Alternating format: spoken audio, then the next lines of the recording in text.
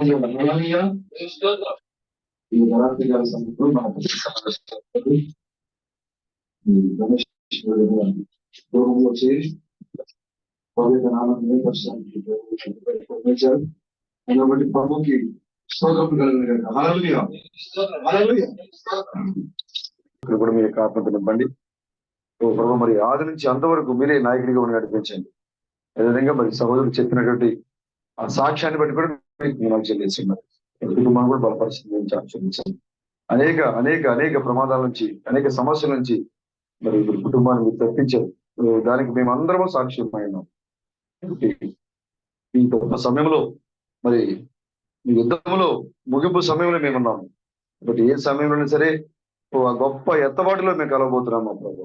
దానికి సూచనగా మేము ఈ లోకంలో మరి మేము ఇప్పటివరకు మా జీవితంలో మేము జరిగించిన కార్యాలను పంచుకోవడానికి ఈ యొక్క రాత్రికాల సమయంలో పుడికిని మాకు ఇచ్చారు.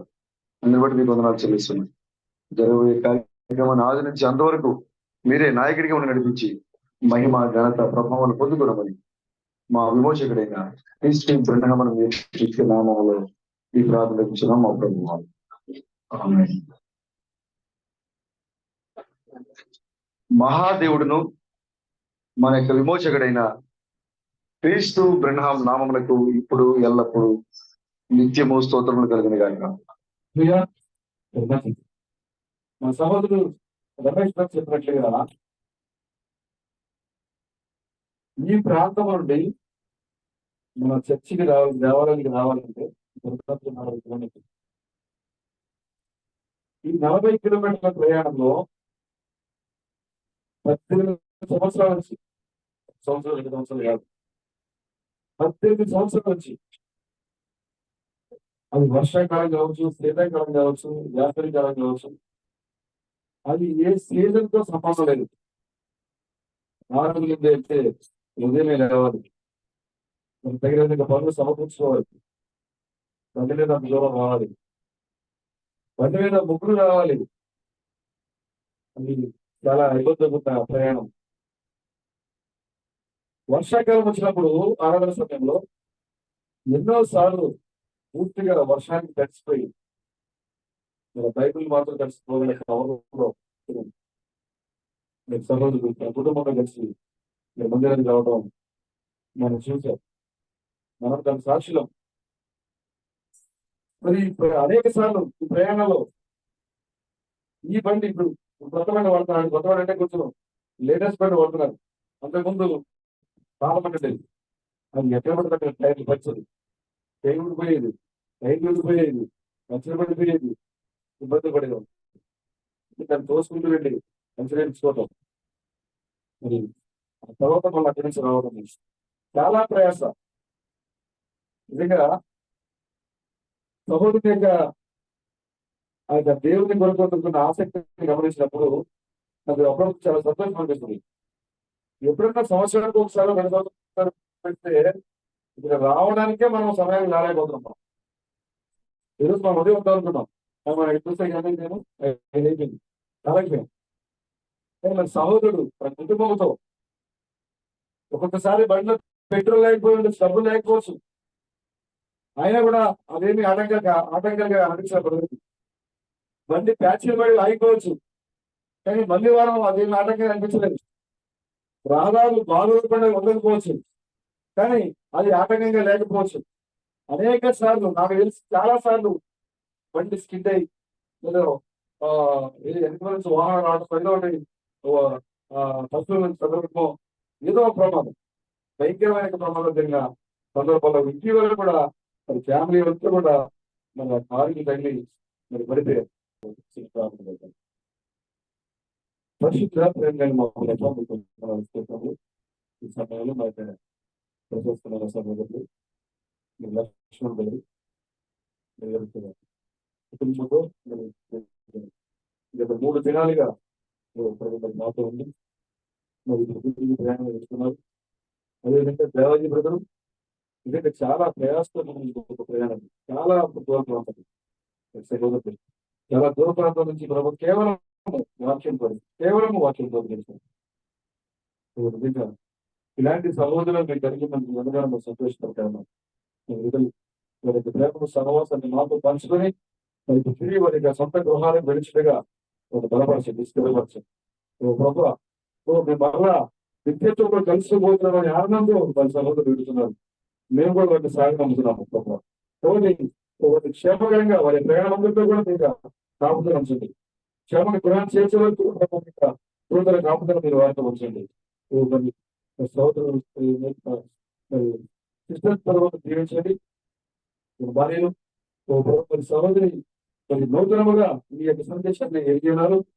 తనకున్న మనసులో ఉండే ప్రత్యేక మరి ఆలోచన తెలుసుకోవాలనే తలంపు ఓ ప్రభుత్వ వాక్యానుసారంగా ఉండడానికి సహాయించింది. సరైన వాక్యాన్ని సరైన విశ్వాసాన్ని కూడా దయచేయండి. పిల్లలందరూ కూడా మరి వాక్యం పొద్దు నుంచి మాట్లాడినప్పుడు నిజంగా మరి సాగతి ఆ చిన్న కుమార్తె ఈ వయసులో వర్తమానం చూసినప్పుడు మరి ఆ వయసులో ఉండే పిల్లలు భయంకరమైన స్థితిలో ఉండడం గమనిస్తూ ఉన్నాము. కానీ ఆమె చెప్పిన సాక్ష్యములను ఎంతగానో కలిగించింది. ఓ పరలోకపు దేవునికి ఇలాంటి బిడ్డలే కదా కావాల్సింది, ఇలాంటి సాక్ష్యమే కదా కావాల్సింది, ఇలాంటి వారికి ప్రాణాన్ని పొందింది. ఓ అలాంటి ఒక గొప్ప నిజమైన మరి బిడ్డలు ఓ ప్రభుత్వం సహోదరి ఇచ్చారు. ఆ బిడ్డను బట్టి వందనాలు చెల్లిస్తున్నాం. మీరు చాలా మరి విశ్వాసంలో బలంగా ఉన్న మా యొక్క సహోదరుని బట్టి మీకు వందనాలు చెల్లిస్తున్నాం. ఓ ప్రభు, మరి ఆ బిడ్డ యొక్క భవిష్యత్తు గమనించుకుంటున్నాము. వారిని నడిపించండి. వారి వాక్యంలో మరింతగా దగ్గరికి రావడానికి సంబంధించింది. ఆటంకంగా ఉన్న ప్రతి దాన్ని మీరు తొలగించండి. ఓ ప్రభు, మరి రాగల వలె ప్రేత వస్త్రాలతో నడుస్తున్నాము. ఆ ప్రేత వస్త్రాలను తొలగించండి.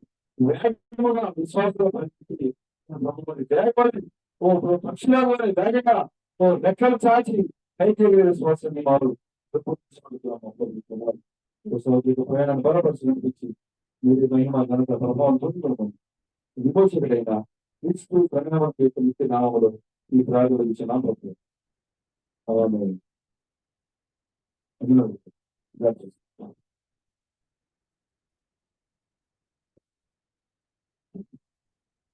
కాబట్టి అనేకమైన ప్రమాదాల నుంచి దేవుడు సహోదరులు తప్పించి వాక్యములు భద్రపరిచి మందిరాన్ని తీసుకొచ్చారు. ఈ రాత్రికాల సమయంలో మన అవసరం కలుసుకోవడానికి కూడా దేవుడు మన సహోదరి కుటుంబాన్ని వేదికగా మనకి ఇచ్చారు. కాబట్టి ఇది చాలా సంతోషకరమైన సమయము. దేవుడు తన కుటుంబాన్ని బహుగా దీవించాలని, వర్తమానంలో మరింతగా వాళ్ళు దర్శన కాలం ఈ కాలము మరింతగా వర్తమానంలో వాళ్ళు నడిచి ఆ గొప్ప ఎత్తబడులు వాళ్ళు తెలుసుకోవాలని కూడా ప్రేమపూర్వకంగా నేను కోరుచున్నాను. బలమైన పొరుగులు రాసిన పత్రిక 1వ అధ్యాయము 23వ వచనం చదువుదాం. Page number 143. మొదటి పొరుగులు రాసిన పత్రిక 1వ అధ్యాయము 23వ వచనం. అయితే మేము సిలువ క్రీస్తును ప్రకటించున్నాము. ఆయన యూదులకు ఆటంకం గాను అన్ని జనులకు వెలుగుతున్నారు. యూదులకు ఏమి, గ్రీస్ ప్రొఫెసర్కి ఏమి, వారికి క్రీస్తు దేవుని శక్తితో దేవుని జ్ఞానమై ఉన్నారు. దేవునికి వెలుగుదనం మనుష్య జ్ఞానం కంటే జ్ఞానం కలదు.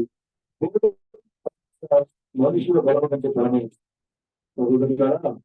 మిమ్మల్ని పిలిచే పరిపరుచుకోండి. మేము లోకరీతిని జ్ఞానము గొప్పను గొప్ప వంశములను అనేక ప్రయోజనం కానీ ఏ శరీరులు దేవుని అతిశయపడినట్లు జ్ఞానంలో సిగ్గుపరిచినట్టు లోకములో ఉండే వెలుగుని దేవుడు ఏర్పరచుకున్నాడు. బలవంతులైన వాడిని సిగ్గుపరిచినట్టు లోకములో బలహీనైన వాడిని దేవుడు ఏర్పరచుకున్నాడు. ఎన్నికైన వారిని వ్యక్తం చేయటకు లోకంలో నీచమైన వారిని, ప్రతీకరింపబడిన వారిని, ఎన్నికైన వారిని దేవుడు ఏర్పరచుకుని ఉన్నాడు. కార్యాలయంలో నెలకొట్టబడిన యేసు క్రీస్తుని మేము ప్రకటిస్తున్నాం. ఇదేంటి ఉదాహరణ? పరిశుద్ధ గ్రంథంలో సిలువ వేయబడి ప్రకటిస్తున్నామని చెప్తూ ఉంటే ఏంటి బ్రదర్ ఏంటి అక్కడి నుంచి వచ్చి ఈ ప్రాంతంలో కార్ యాక్సిడెంట్ లో నలగొట్టబడి బైబిల్ ఏం చెప్తా ఉంది? సిలువ వేయబడిన క్రీస్తును ప్రకటిస్తున్నామని బైబిల్ చెప్తా ఉంది. బట్ మీరేంటి కార్ యాక్సిడెంట్ చెప్తున్నారు? అంటే మీరు చెప్పేది బోధ బైబిల్ ఉందా? మీకు బైబిల్ ఉన్న బోధనే బోధిస్తారు, లేదా మీరు సొంత బోధ బోధిస్తారా? ఖచ్చితంగా ఈ ప్రపంచానికి వచ్చే ప్రశ్న, ఎవరు ఈ కార్ యాక్సిడెంట్ లో పడైంది? మేము చెప్తున్నాము యేసుక్రీస్తు. యేసుక్రీస్తు ఇప్పుడు 2000 సంవత్సరాల క్రితమే ఆయన కలవరిలో ఆయన బలిని మనకు రక్షణ చేశారు కదా. అవునండి, రక్షణ చేశారు కలవరిలో, బలిగా చేయబడింది. ఆ దేవుని మరలా నేను రెండవ రాజ్యంలో వస్తాను, వచ్చి నేను మరలా నీకు విమోచన క్రైదత్వం చెల్లిస్తానని ఆయన వాగ్దానం చేశాడు. కాబట్టి ఏ దేవుడు అయితే రెండవ రాజ్యంలో వచ్చి తన యొక్క దేహాన్ని విమోచించగలదు, విమోచన కేవలముగా మరలా రెండవసారి ఆ యొక్క యేసుక్రీస్తు యొక్క రెండవ విషయాలను రాత్రి గారి సమయంలో నేను ఈ ప్రాంతానికి వచ్చాం. ఇక్కడ యేసుక్రీస్తు సిలువలో బలైతే వచ్చినప్పుడు ఆయన కార్యాక్షంలో బలయ్యాడు.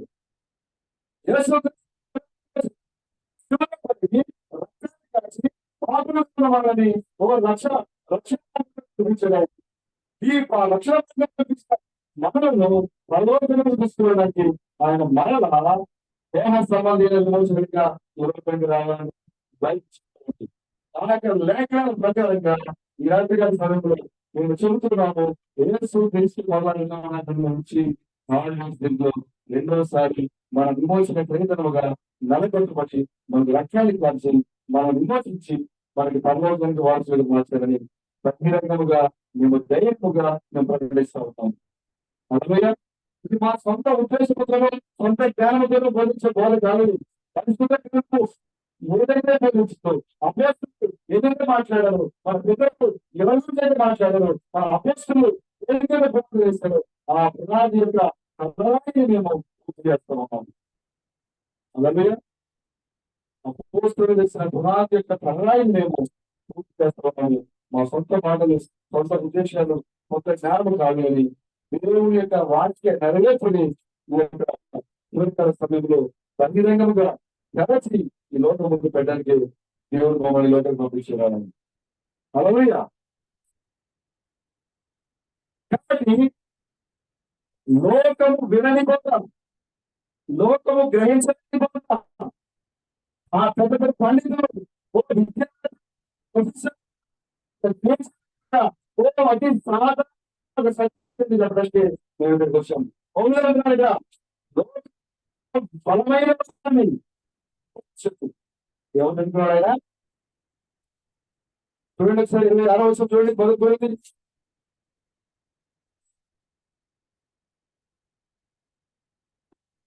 సహోదరులారా, మొదటి పత్రిక 1వ అధ్యాయం 26వ వచనం. సహోదరులారా, మిమ్మల్ని పిలిచిన పిలుపును చూడండి, మీరు లోకరీతిని జ్ఞానులను గొల్లలను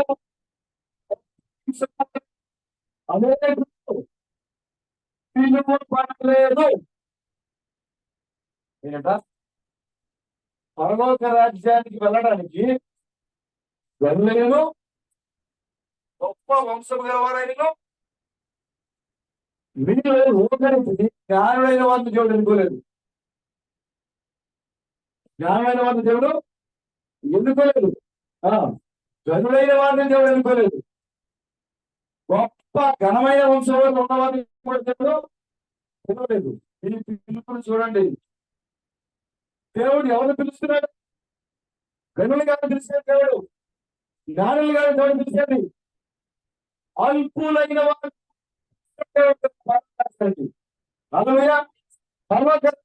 వెళ్ళాలంటే నువ్వు గరుడిగా ఉన్నావా?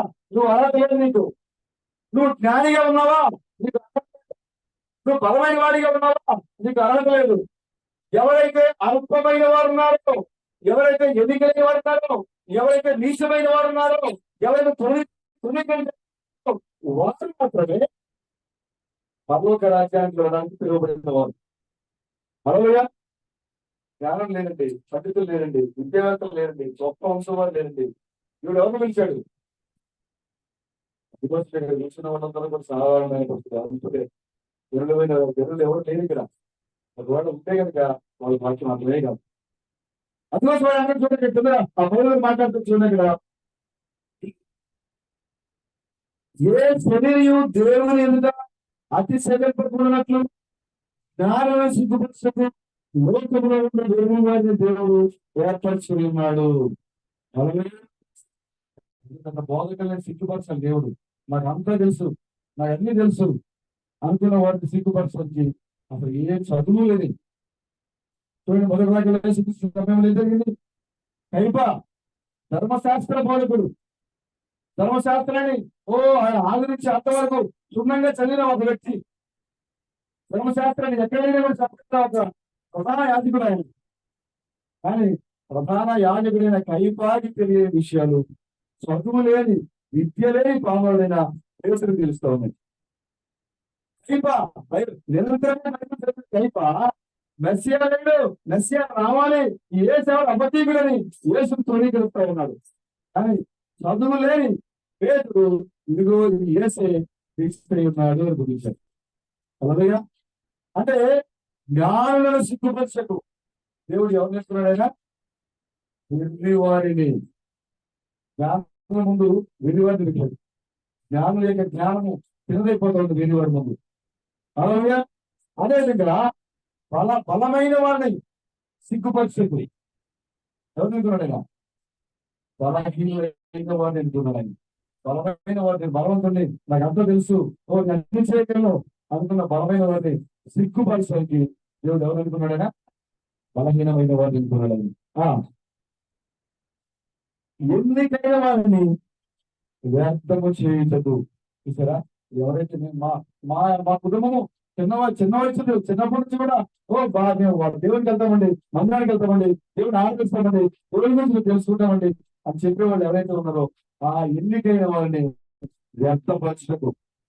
చూసారా, బలం లేదు, జ్ఞానం లేదు, ఎన్నిక లేదు. ఎవరిని చూడండి, వ్యర్థపరచకు. లోకములో నీచులైన వారిని, తృణీకరింపబడిన వారిని, అసలు ఎన్నికే లేని వారిని దేవుడు ఏర్పరచుకొని ఉన్నాడు. ప్రభుకి స్తోత్రం వేస్తా. అందుకోసమే ప్రభువా నువ్వు మమ్మల్ని గనులుగా ఉంచలేదు, అందుని బట్టి నీకు స్తోత్రములు. ప్రభువా మమ్మల్ని బలవంతులుగా ఉంచలేదు, అందుని బట్టి నీకు స్తోత్రములు. ప్రభువా మమ్మల్ని ఎదిగైన వారిని ఉంచలేదు, అందుని బట్టి నీకు స్తోత్రములు. ఎందుకంటే ఒకవేళ ఆ గనులు గాను జ్ఞానులు గాను బలమైన వారు గాను ఉంటే కనుక ఈ వాక్యం మనకు వచ్చేది కాదు.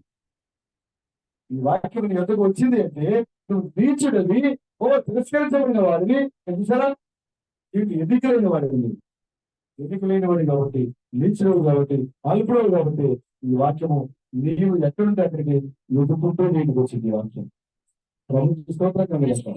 కాబట్టి నారాయణ సమయంలో మేము మాట్లాడుతున్నాము, గొప్ప పండితులు అనుకుంటున్నాము, లేదా దేవాలయంలో గొప్ప బోధకుడు అనుకుంటున్నాము, లేదా సంఘం అనుకుంటున్నాము, లేదా మా పెద్దలు చిన్న వయసు బయట తెప్పించాలని నువ్వు అనుకుంటున్నావేమో. నీ దగ్గర వాక్యము లేదు, బయట దగ్గరగా నువ్వు అనుకున్నావు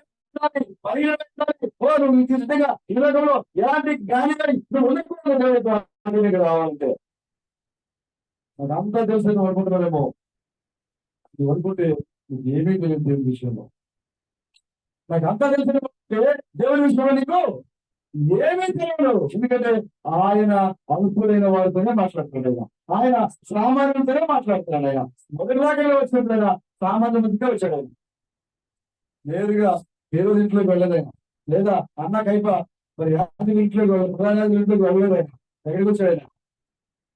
వినటానికి దిక్కి నేను పేదవారి మధ్యలో, కూలి పని చేసుకునే పేదవారి మధ్యలోనికి, చదువు లేని, విద్య లేని, జ్ఞానం లేని, అల్పులైనటువంటి జన్మ మధ్యకి ఆయన తాను వచ్చి బయలుపరుచుకుంటున్నాను. ఎందుకంటే దేవుడు సామాన్యంగా వచ్చాడు కాబట్టి, సామాన్యంగా ఉన్న ప్రజలు, సామాన్యంగా వచ్చిన దేవుడిని చాలా సాధారణంగా గుర్తించారు ఆయన. అలాగే ఈ ఒక రాత్రి గారి సమయంలో ప్రభు యొక్క నామాన్ని బట్టి నేను చెప్పేది ఏమిటంటే యేసుక్రీస్తు యొక్క రెండవ రాకడ, యేసుక్రీస్తు యొక్క రెండవ రాకడ మళ్ళా ఈ చివరి దినాల్లో జరగాల్సి ఉందని ప్రతి బైబిల్ విద్యార్థి, బైబిల్ చదివే, బైబిల్ నమ్మే ప్రతి బైబిల్ విద్యార్థి మరి రెండవ రాకడ అనుకున్నారు. అది ఎలా జరుగుతుందని బైబిల్ చెప్పిందో ఆ యొక్క లేఖల ప్రకారంగా ఆ యొక్క లేఖలు దేవుడు ఏ విధంగా మరి నెరవేర్చాలని ఆయన గ్రంథంలో లిఖించారు.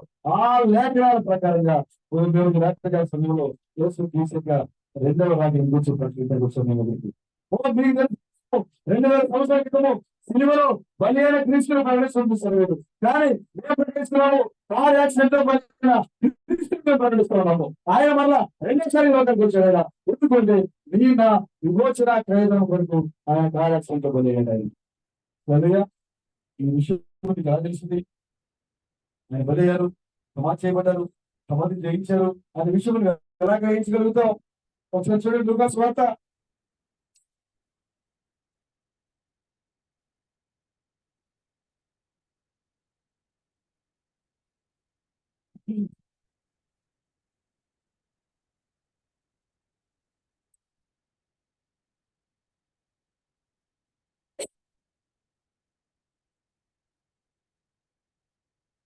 24వ అధ్యాయము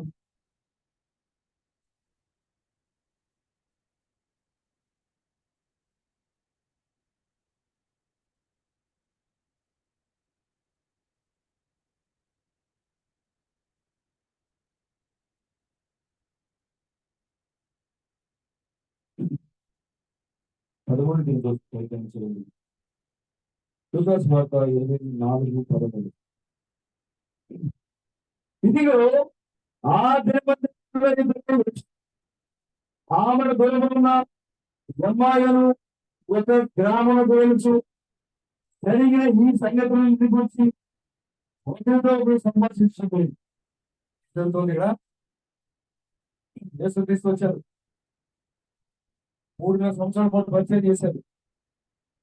తన లేఖనాలు తన గురించి చెప్పినట్టుగా సిలువ వేయబడ్డారు, చనిపోయారు, సమాధి చేయబడ్డారు. 3 రోజుల పాటు ఆయన సమాధిలో లేరు. కానీ ఎక్కడికి వెళ్ళారైనా పాత కాలంలో చెరలో ఉన్నట్టుగా ఆదాము మొదలుకొని యేసుక్రీస్తు వచ్చే వరకు చనిపోయిన ప్రతి ఒక్క వ్యక్తిని సాతాను చెరలో బంధించి ఉంచింది పాతాళంలో. కాబట్టి యేసుక్రీస్తు ఆయన వాళ్ళందరి ప్రపంచం అంతా అనుకుంటా ఉంది యేసుక్రీస్తు చనిపోయారు, సమాధిలో పెట్టారు, 3 రోజులు సమాధిలో ఉన్నారని అనుకుంటున్నారు. కానీ ఆయన సమాధిలో లేదు. వాళ్ళు ఆ యొక్క శరీరాన్ని తీసుకొచ్చి సమాధిలో పెట్టారు. కానీ ఆయన కిందకి దిగి వెళ్ళి ఎక్కడైతే సాతాను యొక్క చెరలో బంధకాల్లో బంధించబడిన ఆత్మలు ఉన్నవో ఆ యొక్క ఆత్మల్ని 3 రోజులు సాతానుతో వాదించి యుద్ధం చేసి ఆ బంధించబడిన యొక్క పితరుల యొక్క ఆత్మలన్నింటినీ కూడా ఆయన ఏం చేశాడు? సరిగా తీసుకొచ్చాడు, బయట తీసుకొచ్చాడు. ఆయన బయట తీసుకొచ్చిన తర్వాత ఆయన మరణ ఈ భూమి మీద 40 రోజుల పాటు మళ్ళీ ఈ భూమి మీద సజీవంగా తిరిగాడు ఆయన మానవ శరీరంతో. అందుకే అనేక మందికి ఎవరైతే ఆ కాలానికి ఎదిగించబడిన ప్రజలు ఉన్నారో వారికి మాత్రమే కనపడ్డారైనా, మిగతా ప్రపంచానికి ఆయన కనపడదు. హల్లెలూయా. సమాధి నుంచి లేచిన తర్వాత ఆయన ఎవరికి కనబడాలో వారికే తను బయలుపరుచుకున్నాడు తప్ప మిగతా వాళ్ళకి ఎవరికి కూడా ఆయన తను బయలుపరుచుకోలేదు. ఒక రోజున ఈ సంఘటనలన్నీ కూడా జరిగిన తర్వాత 2 మనుషులు యెరూషలేముకి ఆమడ దూరంలో ఉన్నటువంటి ఎమ్మాయి గ్రామానికి వాళ్ళు ఏం చేస్తున్నారు? నడుచుకుంటూ వెళ్తున్నారు. 2 మనుషులు మాట్లాడుకుంటూ వెళ్తున్నారు. మాట్లాడుకుంటూ వెళ్తూ వాళ్ళు ఏమనుకుంటారండి, ఆయన ఎంత గొప్ప ప్రవర్తి చేయడానికి ఆయన నేను చూసాను, ఒక మోత చేయగలిగిన వాడు. అక్కడే ఉన్నాను నేను, ట్రైబా అక్కడే ఉన్నాను నేను. మోత చేయగలిగిన వాడు వచ్చాడు, ఆయన ముందు నిలబడతాడు. యేసుక్రీస్తు నేను చెయ్యి నీకు మామూలుగా స్వస్థపడలేక మామూలుగా ఉండలేక అన్నాడు. నీ యొక్క విశ్వాసము నేను స్వస్థపరచలేక అన్నాడు. ఈ మోస చెయ్యి ఏమైపోయింది? బాగుంటుంది. నా తల్లి జరిగింది, చూశాను, నేను సాక్షిని. అవునా నిజమా? చనిపోతున్నాడు, అవునా నిజమే. నేను కూడా చెల్లి చనిపోయిందని చెప్పి కుటుంబ సభ్యులంతా కూడా ఏడుస్తున్నారు. అందరూ కూర్చొని ఏడుస్తున్నారు. ఆ సమయం నేను అటుగా వెళ్తున్నప్పుడు ఆ ఏడు కనబడుతుంది. అయ్యో ఏం జరిగిందని చెప్పి చూస్తే ఆ ఇంటిలో ఒక పాప చనిపోయిందని చెప్పారు. సో ఓ యేసు బొమ్మకును నడుచుకుంటూ చూశాడు. ఇప్పుడు అక్కడే ఉన్నాను. నడుచుకుంటూ లోపలికి వెళ్ళాడు. వెళ్ళిన తర్వాత అంటున్నాడు, అక్కడ కూర్చొని బయట ఆ ఏడుస్తున్న బంధువులతో అంటున్నాడు, ఎందుకు మీరు ఏడుస్తున్నారు? ఆ చిన్నది విసిరిస్తున్నదే కానీ చెప్పుకోలేదే, ఎందుకు మీరు ఏడుస్తున్నారు అని అన్నారు. అప్పుడు వాళ్ళందరూ కూడా ఆయన మీద కోపం బాగా అందరూ కూడా అవమానించారండి. ఏంటి చనిపోయిందో బతుకుందో మాకు తెలియదా? అందరూ కూడా ఆయన మీద ఇంకోటి తీశారు. ఆ మాటలు నాకు కూడా ఆశ్చర్యం వేసింది. నేను కూడా నిజంగా పరిశీలిస్తూ మొదలుపెట్టాను. పరిశీలిస్తూ ఆయన లోపలికి లేడు. ఆ లోపలికి వెళ్ళి ఆ చనిపోయిన చిన్నదాన్ని లేపి ఆహారం పెట్టి బయటకు పంపించాను. కదా ఇలాంటి ఒక వ్యక్తి నమ్మొచ్చా? ఇలాంటి ఒక వ్యక్తి మీద అబద్ధ నేరం మోపొచ్చా? ఓ ఎలాంటి గొప్ప ప్రవక్త ఈ కేరళలో పంపుకున్నాడు. ఇలాంటి గొప్ప కార్యాలు జరిగింది ఇక్కడ. ఓ సముద్రం మీద నడుచుకుని వెళ్ళిపోతున్నాడు కదా. ఆయన ప్రవక్త కాకపోతే దేవుడికి సావుడు కాకపోతే ఎలా నడగలుగుతాడు? మాట్లాడుతున్నారు ఈ విషయం. ఓ ఓ యేసు ఆ ఎంఐ గ్రామస్తులు ఇద్దరు కూడా నడుచుకుంటూ వెళుతూ యేసు క్రీస్తు చేసిన గొప్పతనం గురించి వాళ్ళు మాట్లాడుతుంది. అప్పుడు ఆయన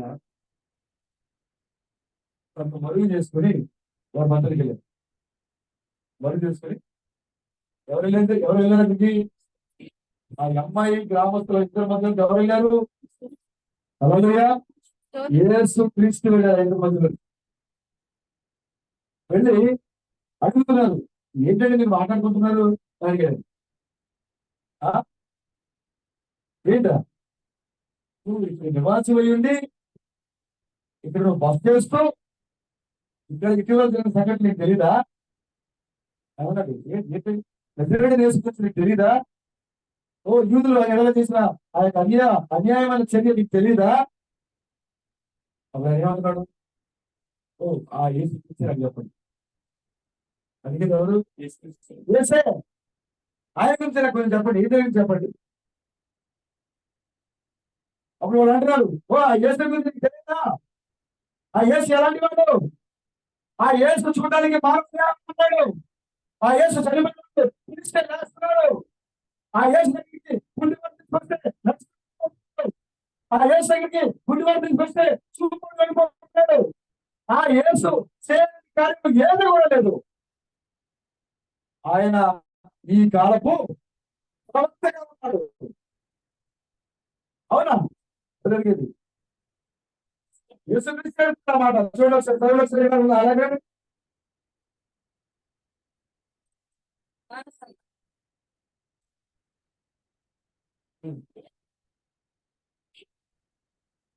ఆయన వాళ్ళతో నడవడం ప్రారంభించాడు.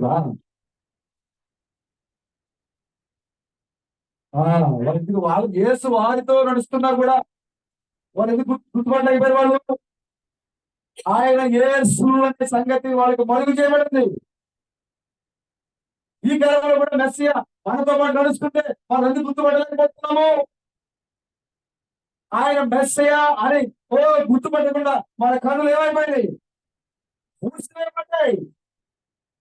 మొదటి రకాలుగా అమాయకం ఆ కన్నులు మూసివేయబడ్డాయి.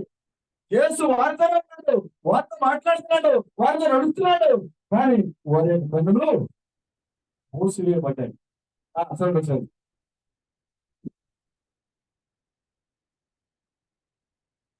అడుగుతున్నాడు, ఏంటి ఏం మాట్లాడుకుంటారు? ఒకరితో చెప్పుకుంటారు ఏంటి విషయాలు? ఏడుస్తున్నారు వాళ్ళు. ఏం చేస్తారు? ఏడుస్తున్నారు, కన్నీరు చేస్తున్నారు. ఓ అని తెలిసి నీకు వెళ్తావా?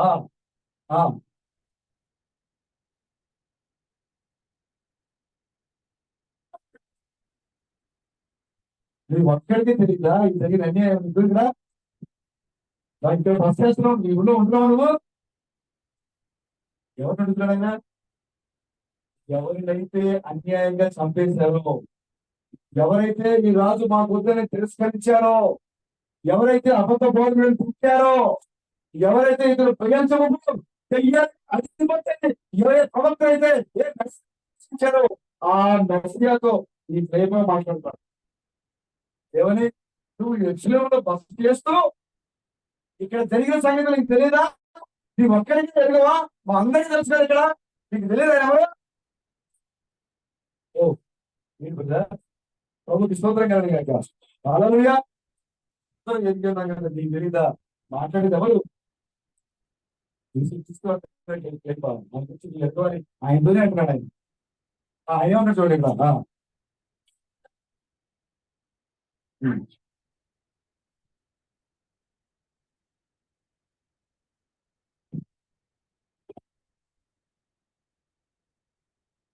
సార్ ఆయన అడుగుతాడు మళ్ళీ, ఎరుగు అంటే ఏం ఎరుగు నేను, ఏ విషయాలు తెలియవు, నేనేం తెలుసుకోలేదు, ఇక్కడ బస్ చేసి ఏ విషయాలు దూరంగా ఉన్నాయి అన్నప్పుడు క్లైమేట్ చెప్తాడు. మంచిగా గురించిన విషయాలు వారు ఆయన ఎడల ఏం చేశారు లేదా అని చెప్పిన తర్వాత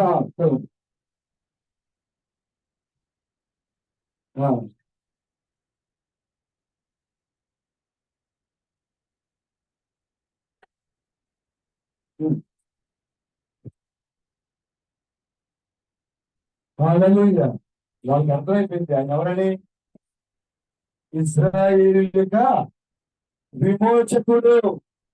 అందుకోసమే మరి అతుపడుతున్న ఇద్దరు కూడా ఏడవడం ప్రారంభం చేశారు. అడుగుతున్నాడు ఏ సంగతి మీరు మాట్లాడుకుంటున్నారు అని చెప్పినప్పుడు వారిద్దరు ఎలా ఉన్నాయి, ముక్కలేదు వాళ్ళు ఏడుస్తున్నారు వాళ్ళు. ఎందుకంటే ఆ వచ్చిన వ్యక్తి వాళ్ళకి అర్థమైంది, కానీ మాట్లాడుతున్న వ్యక్తి తెలియదు. కారణము వారి పనులకు అడ్డుగా ఉంది. పోతున్నారు. ఆయన అడిగాడు, నీ ఒక్కరికి ఈ విషయం తెలియదా? ఆ మెసేజ్ చేయించడానికి వెళ్ళలేదా? ఆయన మన ప్రజాధికారులు మన అధికారులు ఆయన ఎలా తెలియదా? మేము అనుకుంటున్నాము ఆయనే మన యొక్క విమోచకుడిగా మేము అనుకుంటున్నాం. అలా దేవుడు మానవుడిగా ఈ లోకాన్ని దిగి వస్తే గుర్తించలేని స్థితి, ఆయన ఏమైనాడో గుర్తించలేని స్థితి. ఒక కొద్ది మంది మాత్రమే ఆయన మెసేజ్ చూడగలిగారు. అందుకోసమే ఇదిగో నువ్వు ఆయన చూడకపోతే ఆయన చేసిన పరిచయం ఏంటి అని మొత్తం వివరిస్తున్నాడు. ఆయన మళ్ళీ కింద ఏమన్నా చూడగల నడుచుకుంటూ మాట్లాడుతూ వెళ్తున్నారు. ఆయన అడుగుతున్నాడు కావాలని. అవునా? వచ్చి ఏం చేశారు? ఈ కార్యంగా మాట్లాడుతున్నాడు. ఇది లేదా? మన అధికారులు ప్రధానం ఏం చేశారు తెలియదా? అన్యాయంగా ఆయన అరెస్ట్ చేశారు కదా, తీవేశారు కదా, ఆయన తీసుకుని ఆయన చనిపోయాడు కదా, ఆయన తీసుకెళ్ళి మన సహోదరులు సమాధానం పెట్టారు కదా, భగవంతుడు తెలియచేశారు కదా. లేచిన తర్వాత మా సహోదరులు చూస్తే ఆయన సమాధిలో లేదు. ఈ విషయం తెలియదా?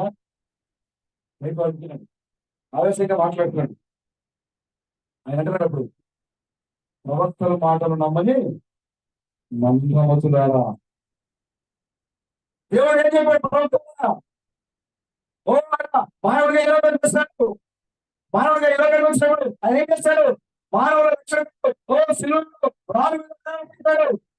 శాపాన్ని మానవులకి చనిపోతాడు. కానీ నా పరిశుద్ధిని కుళ్ళుబట్టని దేవుడు ముందుగానే దావించే పనిమే కదా. మరి ఆ ప్రవక్త యొక్క మాటలు తెలియట్లేదా? ఆయన సమాజం ఆయన మూడవ దేవుడు సమాజం తిరిగి లేచి ప్రవక్తల మాట ప్రకారంగా తిరిగి వెళ్ళాలని దేవుళ్ళు రాస్తే మందమవుతున్నారా? లేఖలు నెరవేరిస్తే మీరు చూడలేకపోతున్నారా? నిర్దిష్ట సంఘాన్ని వాక్యం మేము నెరవేర్చబడుతుంది. చూడలేదు మందమవుతున్నారు. ప్రవక్తల మాటలు నమ్మని మందమవుతున్నారా? దేవుడు తన యొక్క లేఖనాలు జరిగిస్తూ ఉంటే నీకు చూడలేకపోతా ఉన్నావా? నడుచుకుంటూ వెళ్ళాడు. సాయంకాలం పెట్టింది వాళ్ళంతా ఇంకేమంటున్నారు? చెప్పే వాక్యానికి వాళ్ళు బాగా ఆకర్షణగా ఉంది, ఇంట్రెస్ట్ గా ఉంది. చూపింది కదా ఈ రాత్రి మాత్రం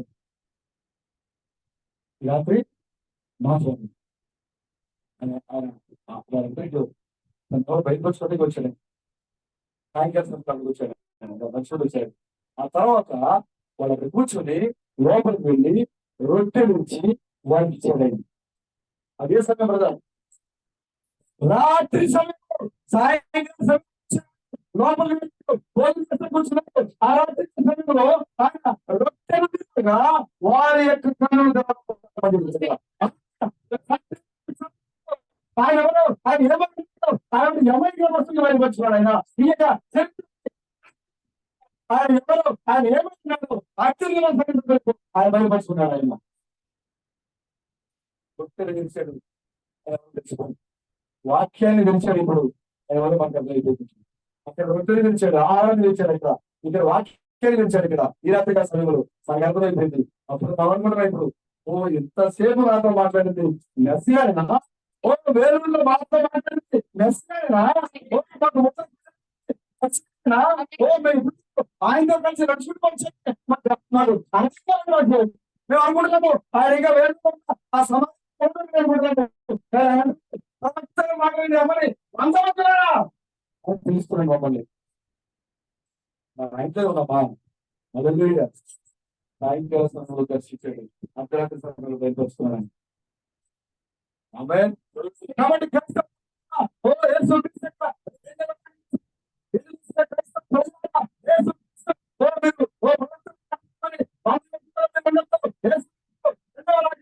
మానవుడిగా అతి సాధారణంగా ఇలాగంటే వచ్చాడు ఆయన. మత్తయి సువార్త 24వ అధ్యాయము 32వ వచనం ప్రకారంగా, లూకా సువార్త 17:26 నుంచి 30వ వచనం ప్రకారంగా యేసుక్రీస్తు రెండవ రాజ్యంలో మానవుడిగా ఈ లోకంలో సంతోషించాలి. అక్కడ అందరూ అనగా మనుష్య కుమారుడు భగవద్గీత సంఘటనలకు దూరంగా ఉండాలి.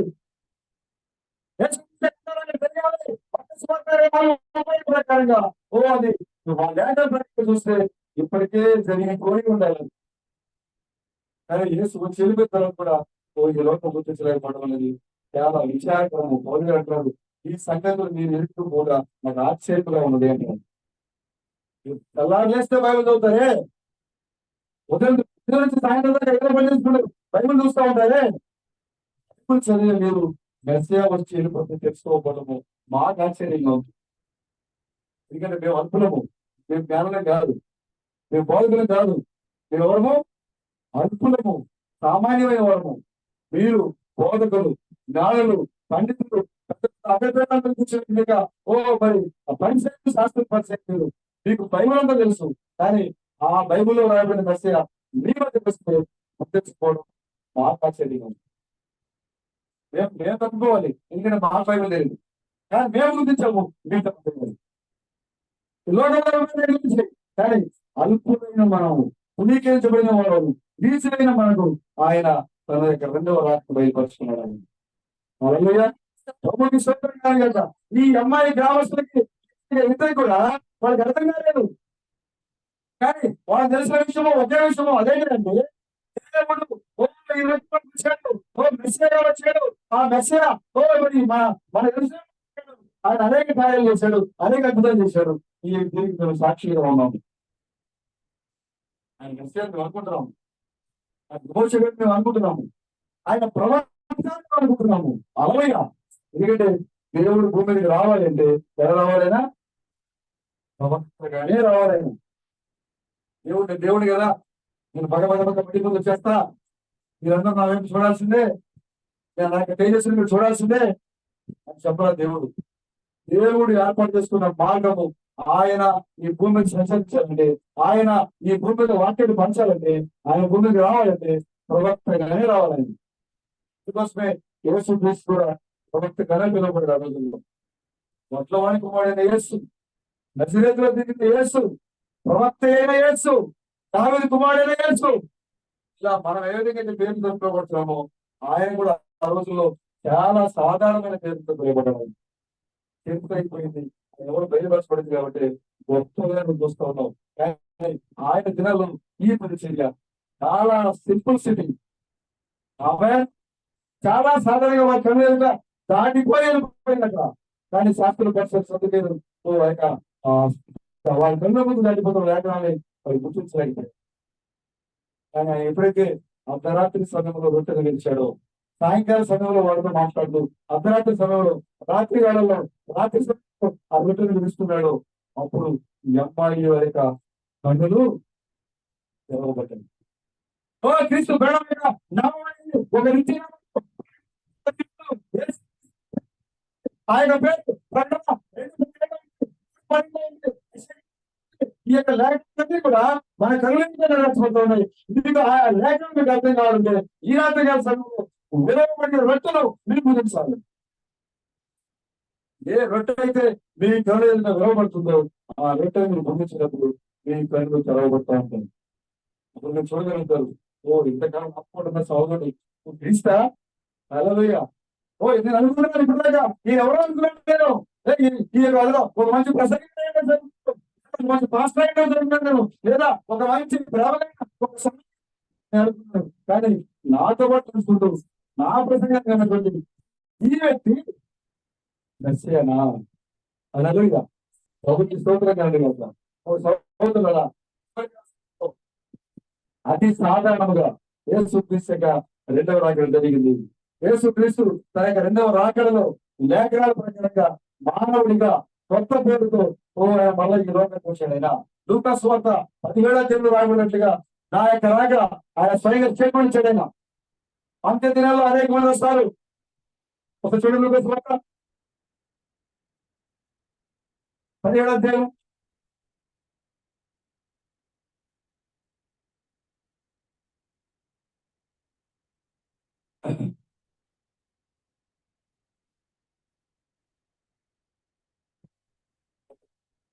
22 సంవత్సరం.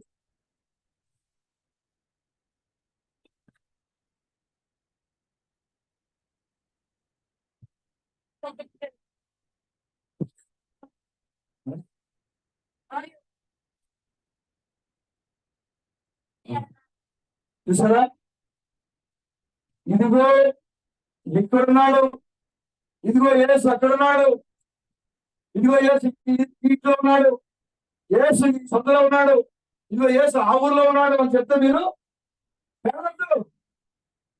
యేసు మీరు ఎట్లా పట్టుకోవాలి? రెండవ చూస్తాడు ఇక్కడ. ఇదిగో యేసు ఎక్కడున్నాడు? ఓ గొప్ప పండితులు వచ్చి జ్ఞానం వచ్చి బలవంతులు వచ్చి ఓ గొప్ప ఉద్యోగం ఇదిగో యేసు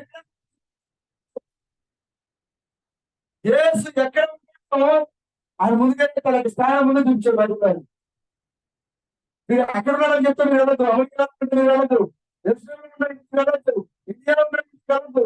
యేసు ఎక్కడ ఉండాలని ఎక్కడ ఉంటారని చెప్పాడో, ఎక్కడ ఉండాలని చెప్పాడో ఆ లేఖనం ప్రకారంగా యేసు కనుగొనాలి. ఆమె ఉద్రేకంతో పక్క వాళ్ళ ఉద్రేకంతో యేసు అక్కడ ఉన్నాడు, ఆయన ఏదో ఒక ఉద్యోగం దొరుకుతుంది, బహుశా నాకు ఉండొచ్చు, వాడికి వెళ్ళొద్దు. అమెరికాలో ఉన్నాడు, అమెరికాకి వెళ్ళొద్దు. ఇండియాలో ఉన్నాడు, ఇండియాలో వెళ్ళొద్దు. ఉద్రేకం జరిగి ఉద్యోగం జరిగిన వస్త్రాలతో లేఖనం లేక నెరవేరు చెప్పేది జరుగుతుందో అడిగిన చూడదు సారా. నేను ఎక్కడికి వస్తానని చెప్పానని చూడండి. ఆకాశము క్రింద ఒక దిక్కు నుండి మెరుపు మెరిసి ఆకాశం కింద మరొక దిక్కునకు ఎలాగో ప్రయాణించుకో అలా వస్తాను నేను. అలాగే ఏ సిద్ధున్నాడు మీరు వెళ్ళకూడదు, మీరు నమ్మదు. ఎవరు చెప్పిన అలాంటి వాడు ఎంతమంది బోధించినా మీరు నమ్మద్దు. యేసుక్రీస్తు చెప్పారు రెండవ రాకడలో ఎక్కడికి వస్తానని. ఒక మెరుపు మెరిసి ఆకాశం కింద ఒక దిక్కు నుంచి మరొక దిక్కు ఎలాగైతే అది ప్రకాశిస్తుందో అలాగే ఆమె యూదా దేశం పెద్ద నువ్వేమాత్రము చక్కగా గుర్తు తీసుకొచ్చాడు. ఎందుకంటే యూదా దేశం అంటే తూర్పు దేశంలో ఉంది. మలాకి రాబోతుంది, ఇదిగో మీ వరకు నీటి సూర్యుడు ఉదయించును, ఆ సూర్యుడు రెక్కలు మీకు ఆరోగ్యాన్ని పండుగ చేయని చెప్పాడు. ఈ లేఖ ప్రకారంగా ఆకాశం కింద సూర్యుడు తూర్పు ఉదయించి ఆయన ప్రయాణం చేస్తూ ఇప్పుడు ఎక్కడ రావాలి? మరి యొక్క దిక్కులకు రావాలి ఆయన. అంటే సమయం చాలా అవుతుంది కాబట్టి వాళ్ళకి ఆకాశం కింద మెరుపు మెరిసి ఒక దిక్కు నుండి మరొక దిక్కులకు ఎలాగైతే వస్తుందో అలాగనే యేసుక్రీస్తు రాకడం జరుగుతుంది. మొదటి దగ్గర ఆకాశం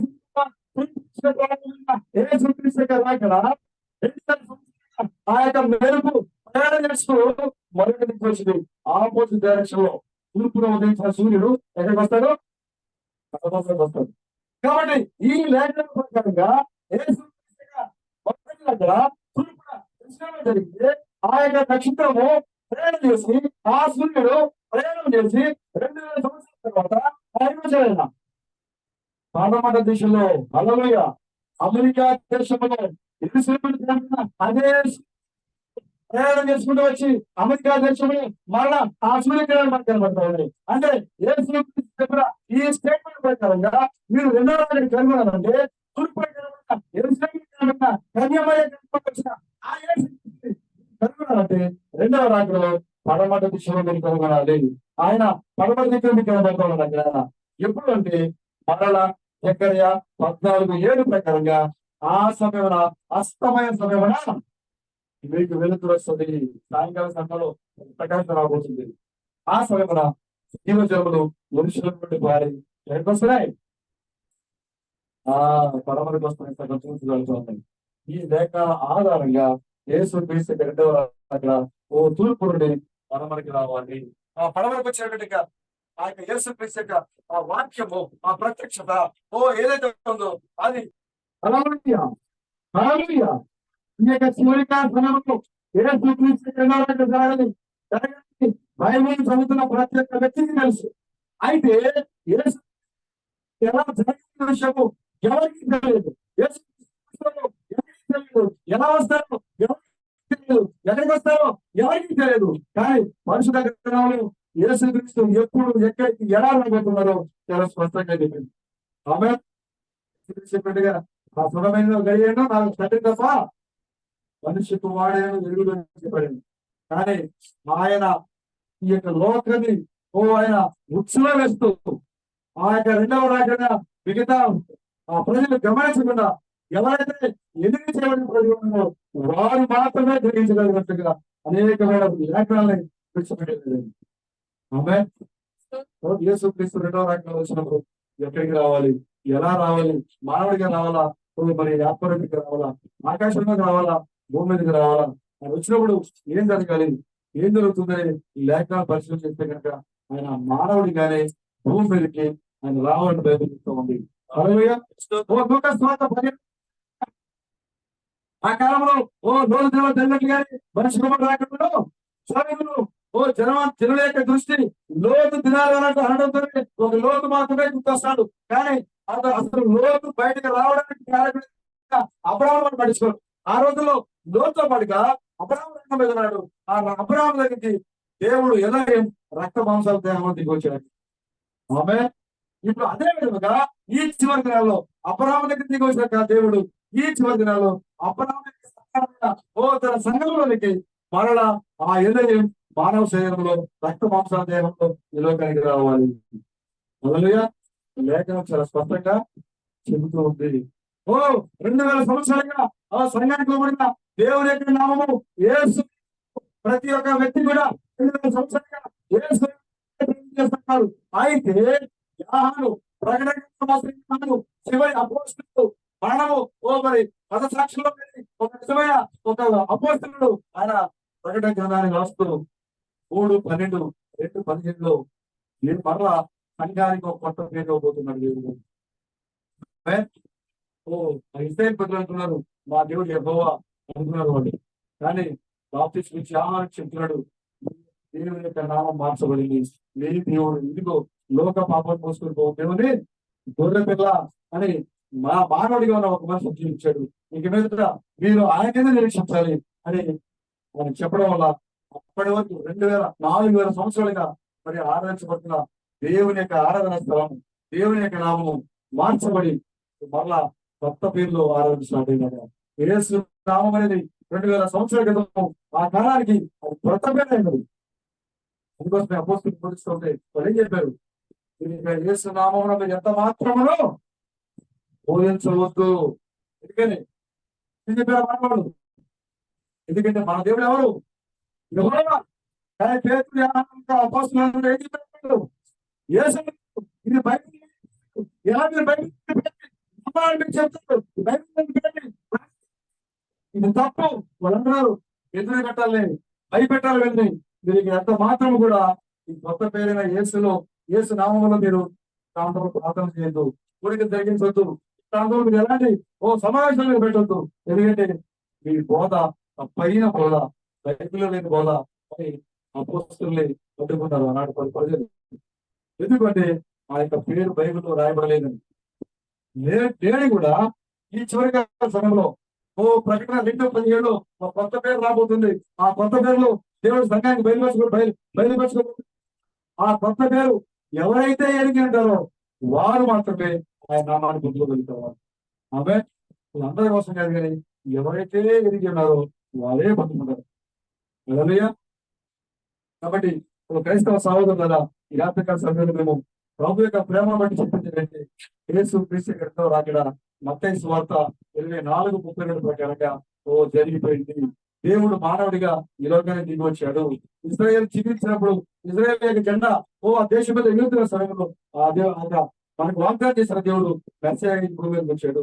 లూకా సువార్త 17:26 ప్రకారంగా ఆ మెస్సీయా, ఆ దేవుడు అపరాధం వచ్చిన అదే దేవుడు చివరి కాల సమయంలో మానవుడిగా ఈ లోకానికి దిగి వచ్చాడు. ఒక దిక్కు నుండి మరొక దిక్కులోకి ఎలాగైతే మెరుపు ప్రయాణిస్తుందో అలాగే యేసు తూర్పును ఉదయించి పొరపడి వస్తూ ఉంది. ఈ లేఖనాల ఆధారంగా యేసు క్రీస్తు రెండవ రాకడ జరిగింది. ఆమేన్. ఓకే బ్రదర్, జరిగితే మరి ఏదైనా ఒక రూపం కనబడతా ఉంది, ఒక మానవులు తిరుగుతూ ఉన్నారు, కొంతమంది నమ్మారు, కొంతమంది దైవన్నారు. మరైతే రెండో రాకడ జరిగింది చెప్పినప్పుడు రెండో రాకడ జరిగితే మెసేజ్ చూపించండి. ఓకే బ్రదర్, మేము ఖచ్చితంగా చూపిస్తాము, లేఖనాల ప్రకారం చూపిస్తాము. మా ఉద్రేకంలో కాదు, బైబిల్ లేఖన ఆధారంగా మెసేజ్ మీ కాలేజీలో మేము పెట్టబోతున్నాం మేము. హల్లెలూయా. 1909 నుంచి 1965 వరకు ఈ యొక్క ప్రపంచంలో ఒక వ్యక్తి ఈ లోకానికి వచ్చాడు. ఆయన రావడానికంటే ముందుగానే, ఆ వ్యక్తి రావడానికంటే ముందుగానే మరొక వ్యక్తి చాలా ఏళ్ల కింద ప్రవేశించాడు. ఎవరు ప్రవేశించాడంటే విలియం బ్రెనహాం అనే పేరుతో ఒక వ్యక్తి, ఒక పరిచారకుడు, ఒక సువార్తికుడు రాబోతున్నాడు.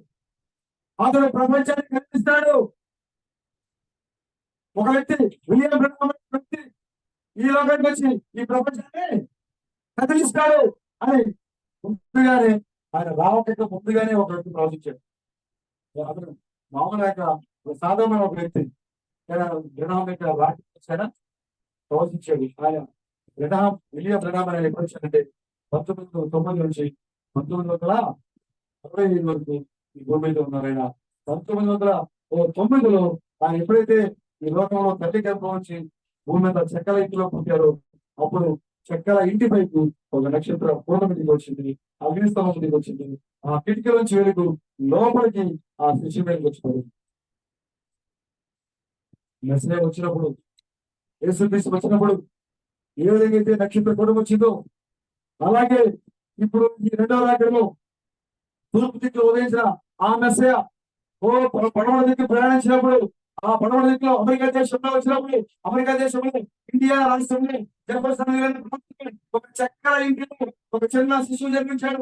1909 ఆయన ఎప్పుడైతే తల్లి గర్భం నుంచి బయటకు వచ్చాడో అప్పుడు ఆ గది మొత్తం అంతా కూడా ప్రకాశవంతం అయిపోయింది. ఎవరైతే మంత్రస్థానం ఆమె ఆ వెలుగు చూసి భయపడిపోయింది. ఒక్కసారిగా ఈ శిశువు పుట్టేసరికి వెలిగింది. ఆమె వెలుగు వచ్చినది, లేకపోతే చేయలేము. లోకానికి వెలుగు వచ్చింది, వచ్చింది, వెలుగు వచ్చింది. ఆ చిన్న ఇంటిలోనికి మంత్రస్థాని భయపడే విధంగా ఆ చెక్కల చిన్న గది వెలిసిపోయింది, ప్రకాశించిపోయింది, భయపడిపోయింది. ఆ సమయంలో పుట్టిన ఒక వ్యక్తి, ఆ వ్యక్తి పేరు బ్రెనహాం. ఆ వ్యక్తి పేరు బ్రెనహాం. ఎక్కడ ఉన్నారు? ఈ బైబిల్ ఈ పేరు మాకు ఎక్కడ కనపట్లేదు. అవునండి, బైబిల్లో రాసుకుంటే దేవుడికి నమ్మాల్సిన అవసరం లేదు. దేవుడు రావడానికంటే ముందుగానే దేవుడి పేరు బైబిల్లో ఉంటే విశ్వాసమే పోతే అంత విశ్వాసానికి పడలేదు అసలు. దేవుడు వచ్చిన తర్వాత, అది చరిత్ర అయిన తర్వాత, ఆ చరిత్ర ఆధారంగా, లేఖనాల ఆధారంగా ఆ వచ్చిన వ్యక్తి మెస్సీయా మన విశ్వాసంతో గుర్తించాలి. అబ్రాహాము యొక్క సంతానము విశ్వాసం ద్వారానే మెస్సియా కనబడింది. మొదటి రాకడలో అబ్రాహాము యొక్క సంతానము ఆ విధంగానే మానవుడిగా వచ్చిన మెస్సియాని వాళ్ళు గుర్తించగలిగారు. ఇప్పుడు అలాగే ఈ రెండవ రాకడలో మానవుడిగా వచ్చిన మెస్సియాని మనకు ముందుగా పేరు రాసుంటారో, ముందుగా ఫోటోలు వేసుంటారో, ముందుగా ఆయన గురించి వివరంగా పలాని ఇండియా రాష్ట్రంలో జపసంలో మనతో పుడతానని పేరుతో పిలిచినట్టుగా రాసుంటేనో విశ్వాసంతో పర్లేదు. అవునా? విశ్వాసం విశ్వాసం అర్థమేంటి? విశ్వాసం అనేది నిరీక్షించబడిన యొక్క నిజ స్వరూపము. విశ్వాసం అనగా ఏంటి? మనం దేవుని దగ్గర నిరీక్షిస్తున్నాము, ఓ పరలోకంలో నిరీక్షిస్తున్నాము. దాని యొక్క నిజ స్వరూపం ఏంటి? విశ్వాసం. అదృశ్యమైనవి మనవడు రుజువు. విశ్వాసం అంటే ఏంటి? అదృశ్యమైనవి మనవడు చెప్పడానికి రుజువు విశ్వాసం అంటే. నీలో ఆ విశ్వాసం ఉంటే ఓ నువ్వు ఆ యొక్క లేఖనాలు అంటే నువ్వు అడిగిన విధంగా ఆ లేఖనాన్ని కనబడకపోతే పరిగెత్తించవు. కానీ నీలో విశ్వాసం ఉంటే ఆ లేఖనం విధంగా ఉందా లేదా దానికి ఆత్మీయంగా సరిపోల్చుకున్నప్పుడు అది నీకు ఆటోమేటిక్ అర్థమైపోతుంది. కాబట్టి ఆ విశ్వాసం అనేది నీలో ఉండాలి. ఆ విశ్వాసం అనేది ఏంటంటే అదృశ్యమైన వాటిని ఉన్నాయి అన్నదే విశ్వాసం. మనం కట్టడం ఉంది, మనకు అదృశ్యంగా ఉంది కానీ మనం దాన్ని ఏం చేస్తాము? నమ్ముతున్నాం. మనం నమ్ముతున్నాం. ఓ దూరంగా ఉంది, ఓ మెస్సియా రావాలని మనం నమ్ముతున్నాము. అదృశ్యమైన కార్యం మనం నమ్మేటట్టు మన యొక్క విశ్వాసం. కాబట్టి ఈ క్రైస్తవ ప్రపంచానికి చెబుతున్నాము, ఇదిగో యేసుక్రీస్తు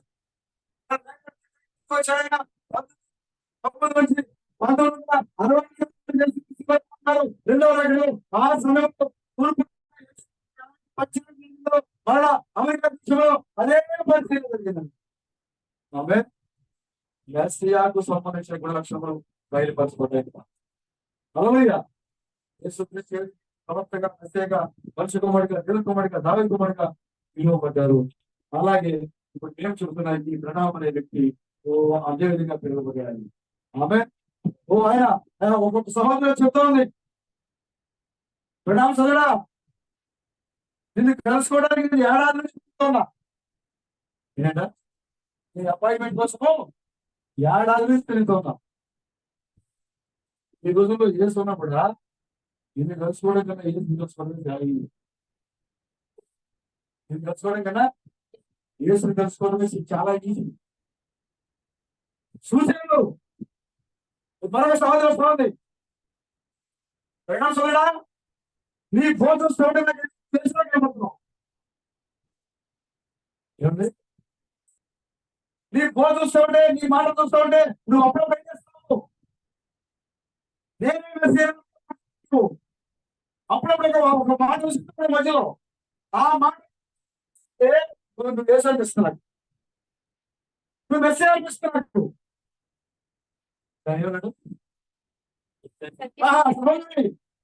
సత్యం చాలా దగ్గరగా ఉంటుంది.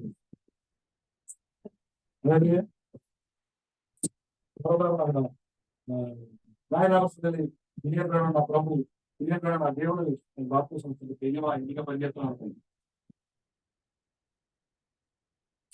నేను బాప్తి చేస్తా ఉంటే ఎందుకంటే ఆ దూత దిగొచ్చిన అవసరం తప్పలేకపోయింది. దేవుడు నా కళ్ళు నా పక్కన కనబడితే నేను ఎలా పట్టుకోగలను? వెళ్ళిపోయాడు కాదు విజయం మారి పోయినా నాకు బాప్తి సంస్థలు ఏమన్నాడు? సాతానా నీ వల్ల నా పరిస్థితి మాయాల్సి వస్తుంది.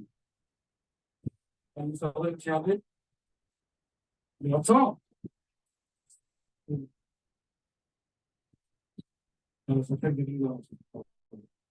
అయితే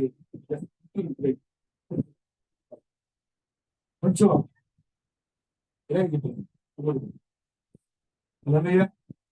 దేవుడు ఎవరికి బయలుపరుచుకోవాలో వారికి ఎప్పుడు అందుబాటులో ఉంటారు. హల్లెలూయా. రెండవ రాకడలో యువకునికి దిగొచ్చిన ఈ యొక్క ప్రణాళిక చరిత్ర చాలా క్లుప్తంగా మేము మాట్లాడతాం, ఎందుకంటే చాలా సమయం అయిపోయింది. ఆయన 1909 నుంచి 1965 వరకు ఈ భూమి సంచరించాడు. ఆయన ఈ లోకానికి వచ్చినప్పుడు అనేక దయ్యాలు పడిన వాళ్ళు, స్వస్థతలు, అద్భుతాలు, ఆశ్చర్యకాలు, చనిపోయిన వాళ్ళే అనేక స్వస్థపరిచారు. ఓ సోదరుడా, ఈ పరిచర్య కదా గమనించండి.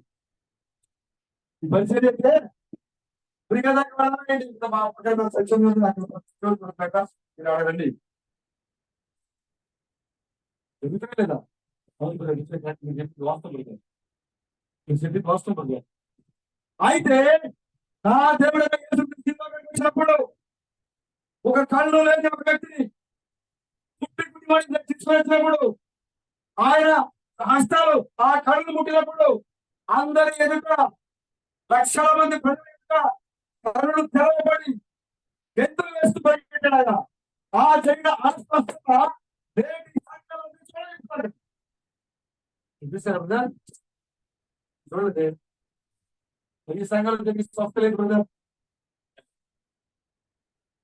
నా కడుపులో నొప్పి వచ్చింది, మా పాస్టర్ గారు ప్రార్థన చేశారు, నా కడుపు తగ్గిపోయింది. దిగారు చేసేసారు. నాకు తెలియదు. కానీ ఇక్కడ బహిరంగంగా ఒక రెండు కళ్ళు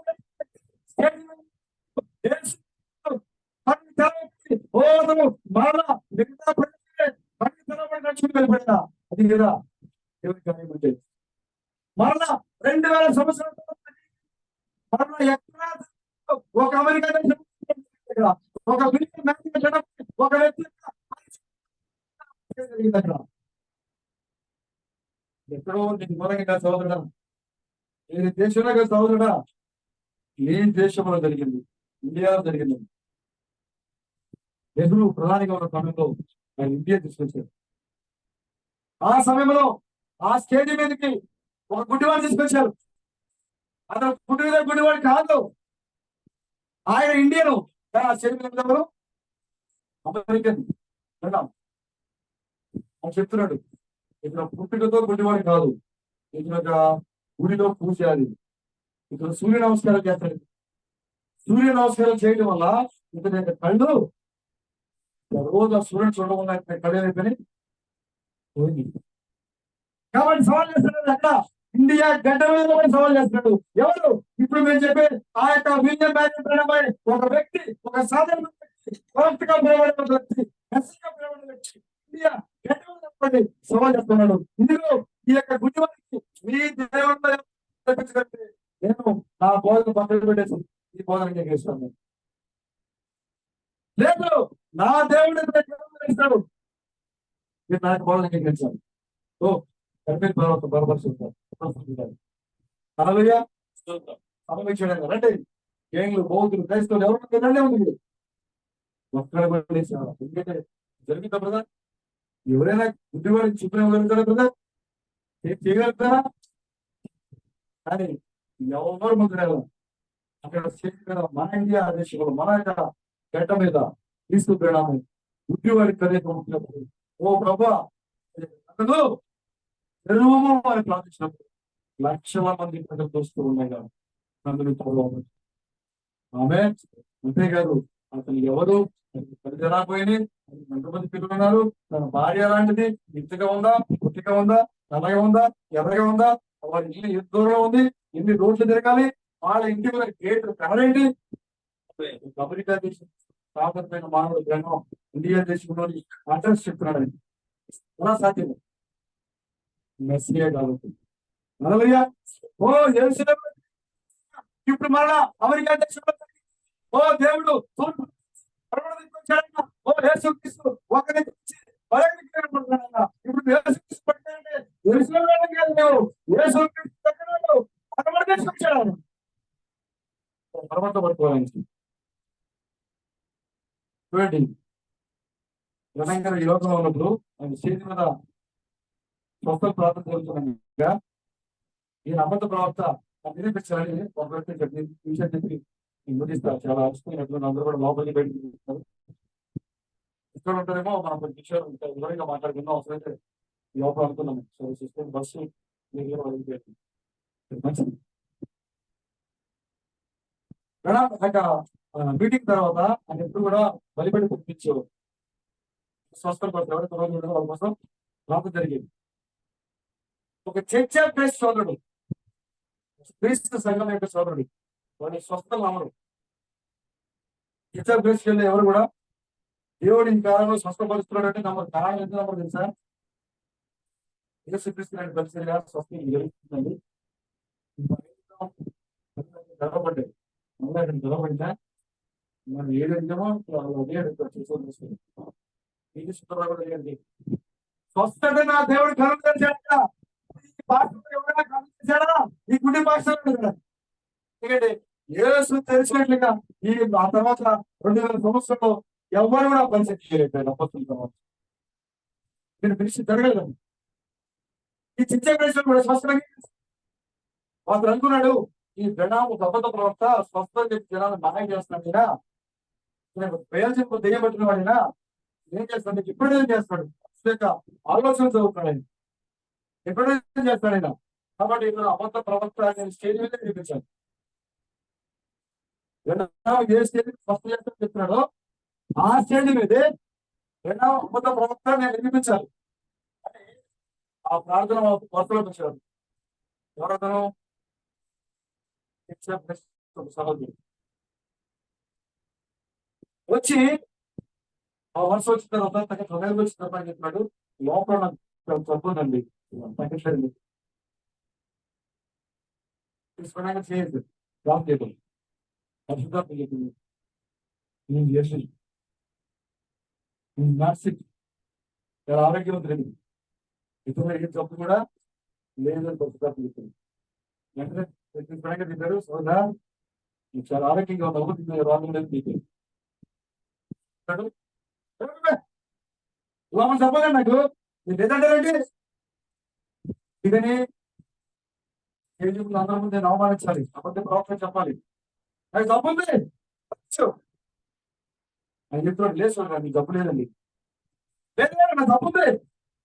ఇప్పుడు సార్ మళ్ళీ ఓ నీ జబ్బు లేదు జబ్బుని ఉందంట కాబట్టి ఈ లేని జబ్బు నీకు వచ్చింది కాక కేజీ ఎగ్గినప్పుడు జబ్బు లేదానికి కేజీ దిగినప్పుడు జబ్బు ఉంటుంది. మిగతా వాళ్ళు జబ్బుతో స్టేజ్ ఎక్కారు, జబ్బు దగ్గర స్టేజ్ ఎక్కుతున్నారు. ఇద్దరు జబ్బు లేకుండా స్టేజ్ ఎక్కాడు, జబ్బుతో స్టేజ్ ఎక్కాడు. వచ్చినవారు దేవుడు కదా. ఓ మేఘాలుడై ఆయన 1940 సంవత్సరంలో బలమైన దుఃఖగా 11 దిగొచ్చాడు రెండో వాక్యంలో ఆయన.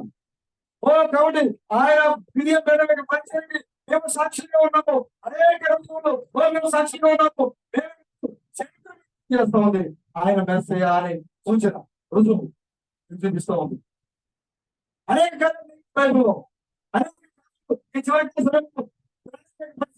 నెరవేర్చబడ్డాయి. అనేక మంది చనిపోయిన వాటిని పేరు పెట్టి పిలిచిన గొప్ప మరి వర్తమానికుడు ఈ చివరి కాలంలో మేము ప్రకటిస్తున్న విలియం మ్యారియన్ బ్రహ్మ అనే వర్తమానికుడు. అలవయ్య ఆ నామం గురించి సాక్షులుగా ఉండడానికి, ఓ ప్రణామ నామం గురించి సాక్షులుగా ఉండడానికి, ఆ నామాన్ని ప్రకటించడానికి మేము ఎంతగా గర్వపడుతున్నాము. మేము సిగ్గుపడతాం కానీ మేము గర్వపడుతున్నాము. ఎందుకంటే అది దేవుని యొక్క వర్తనమైనది. అలవయ్య చిన్న ఎగ్జాంపుల్ నేను చెప్పుకుంటాను. సహోదరి చిన్న కుమారుడు హిమాయత్ చనిపోయాడు. కుమారుడు చనిపోయాడని డాక్టర్ ఏం చేశారు? చనిపోయిన బాబుని నాకు దుప్పట చుట్టేసి నా సర్టిఫికేట్ చెత్త పడుతుంది. ఆమె ఇంటికి వెళ్ళి బాబుని సమాధి చేస్తుంది. కుదరగా దగ్గర బిల్డింగ్ జరుగుతుంది, నాకు వెళ్ళాలి. ఆమె చనిపోయిన బాబు చేత పడుతుంది. ఎక్కడికి వచ్చింది? ఎప్పుడైతే నేను ప్రకటించే ప్రణామ యొక్క మీటింగ్ జరుగుతున్నాయో అక్కడికి వచ్చిందాన్ని. ఆమె అక్కడికి చేరుకున్న సమయానికి లక్షల మంది జనాభా ఉన్న స్టేజ్ దగ్గర భయంకరమైన వర్షం పడతాం దగ్గర లోపలికి వెళ్ళే అవకాశం లేదు ఆమెకి. ఆ చనిపోయిన భార్య చేతితో పట్టి ఎక్కడో ఆ లక్షలాది మంది ప్రజలకు వెనక నిలబడి అన్నింటితో ప్రార్థన చేస్తా ఉంది. ప్రభువా నువ్వు ఈ కాలంలో శరీరం జరిగి నీకు ఉన్నావు, విలియం ప్రణం ద్వారా నువ్వు మాట్లాడుతున్నావు, నమ్ముతున్నాను. ప్రభువా ఇదిగో చనిపెట్టిన కుమారుడే నువ్వు ప్రకటించావు. ఎక్కడ నుండి ప్రార్థన చేస్తుంది? లక్షల మంది జనాభా ప్రార్థన చేస్తాం. ఈయన క్యాక్ పెట్టినా కూడా ఇది పరిస్థితి. కారణం ఏంటంటే లక్షల మంది అనుకోండి అక్కడ దాని దగ్గర పైగా విపరీతమైన వర్షం. ఈయన గట్టిగా క్యాక్ పెట్టినా కూడా ఆ స్టేజ్కి వెళ్ళి ఆ, ఆలోచన లేదు, అది మార్గమే లేదు. దాని సమయంలో ఆ యొక్క స్త్రీ యొక్క ప్రార్థన, సహోదరి యొక్క యథార్థమైన ప్రార్థన ప్రభువుని కలిగించింది. వెంటనే మెసేజ్ మాట్లాడుతున్నారు. ఎప్పుడైతే ఆమె ప్రార్థన, ఆయన యథార్థమైన ప్రార్థన, నీతియుక్తమైన ప్రార్థన ఆమె చేసిన అక్కడ వెంటనే ఇక్కడ స్థితిని కనపడుతున్నారు. సహోదరి వాళ్ళని పట్టుకోవడం, ఎక్కువ నిలబడడం, ఇవన్నీ ఆయన కనబడుతుంది. చేసి ఓ వెనక నిలబడి ఆ కనపడి వాళ్ళ చేతిలో బాబు చెప్తున్న ఆ సహోదరిని ముందుకు తీసుకుంటాం. వాళ్ళకి పరిచయమే లేదు, ఆ ఎందుకు వచ్చినా కూడా ఇక్కడ లేదు. కానీ ఆ లక్షలాది ప్రజలు ఆ చనిపోయిన బిడ్డతో ఆ ఏడుస్తున్న, ఓ ఆ నిరాశతో, ఓ తన యొక్క బిడ్డ చేతిలో పట్టుకుని ఏడుస్తున్న ఆ సహోదరి ఆయన లోపలికి తీసుకొచ్చారు. ఇంకా రక్షకులు వెళ్ళి పెద్దటి కాల్సి మార్గం చేసుకుంటూ సహోదరి ముందు తీసుకుంటాం. అప్పుడు మేము చెబుతున్నా, ఓ ఈ యొక్క మెస్సియా, ఓ మేము ప్రకటిస్తున్న ఈ ప్రవక్త ఆ సమయంలో చనిపోయి కొన్ని గంటలైపోయింది. ఆ యొక్క చిన్న బాలుడు నిమోయాలు చనిపోయిన డాక్టర్ సర్టిఫికెట్ ఇచ్చారు, తల్లి చేతులు ఆల్రెడీ ఆ విట్నెస్ ఉంది. ఆ యొక్క చిన్న బాలుడిని మేము చెప్పే ఈ యొక్క ఈ సేవకుడు, ఆ వర్తమానికుడు ఎప్పుడైతే ఆ చనిపోయిన బాలుడి ప్రార్థన చేశాడో ఆ బాలుడు తుమ్మి లేచాడు. అలవయ్యా, ఇది కదా స్వస్థ అండి, ఇది కదా స్వస్థ అండి. మరి ఏదో జరుగుతున్నట్లుగా ఊహించి, సంఘాన్ని ఉద్యమం చేస్తున్నట్లుగా, అడవుడిగా చేస్తున్నట్లుగా చూపించి, ఏం జరుగుతుందో కూడా అర్థం కాకుండా జనులను మోసం చేస్తున్నారు, స్వస్థ కొడుకులు, అద్భుత కొడుకులని. కానీ యేసు క్రీస్తు తూర్పులో ఉదయించినప్పుడు ఎలాంటి పరిచయం జరిగిందో, మరలా ఆయన యొక్క రెండవ రాకడలో అమెరికాలోకి వచ్చినప్పుడు, ప్రబల దేశంలోకి వచ్చినప్పుడు మరలా అదే పరిచయం జరిగింది. యేసు క్రీస్తు రెండవ రాకడ జరిగింది, ఆయన మానవుడిగా దిగి వచ్చాడు. ఇప్పుడు మీరు పరలోకం వెళ్ళాలి అంటే యేసు క్రీస్తు నామాన్ని మీరు ముగించి నిలిపివేసి మీరు ఇప్పుడు ప్రభు అయిన క్రీస్తు ప్రణవ నామంలో మీరు ప్రార్థన చేయాలి. నీకు పరలోకం కావాలా? ఇప్పుడు దేవుడు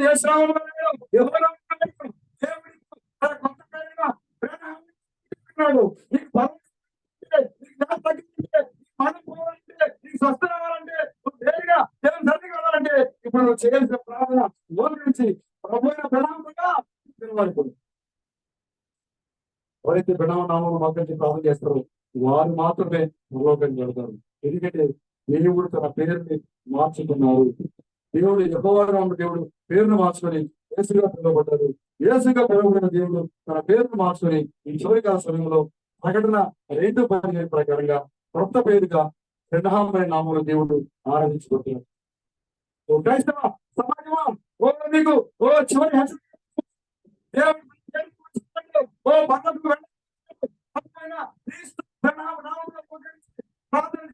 తప్ప మీకు బాధ లేదు.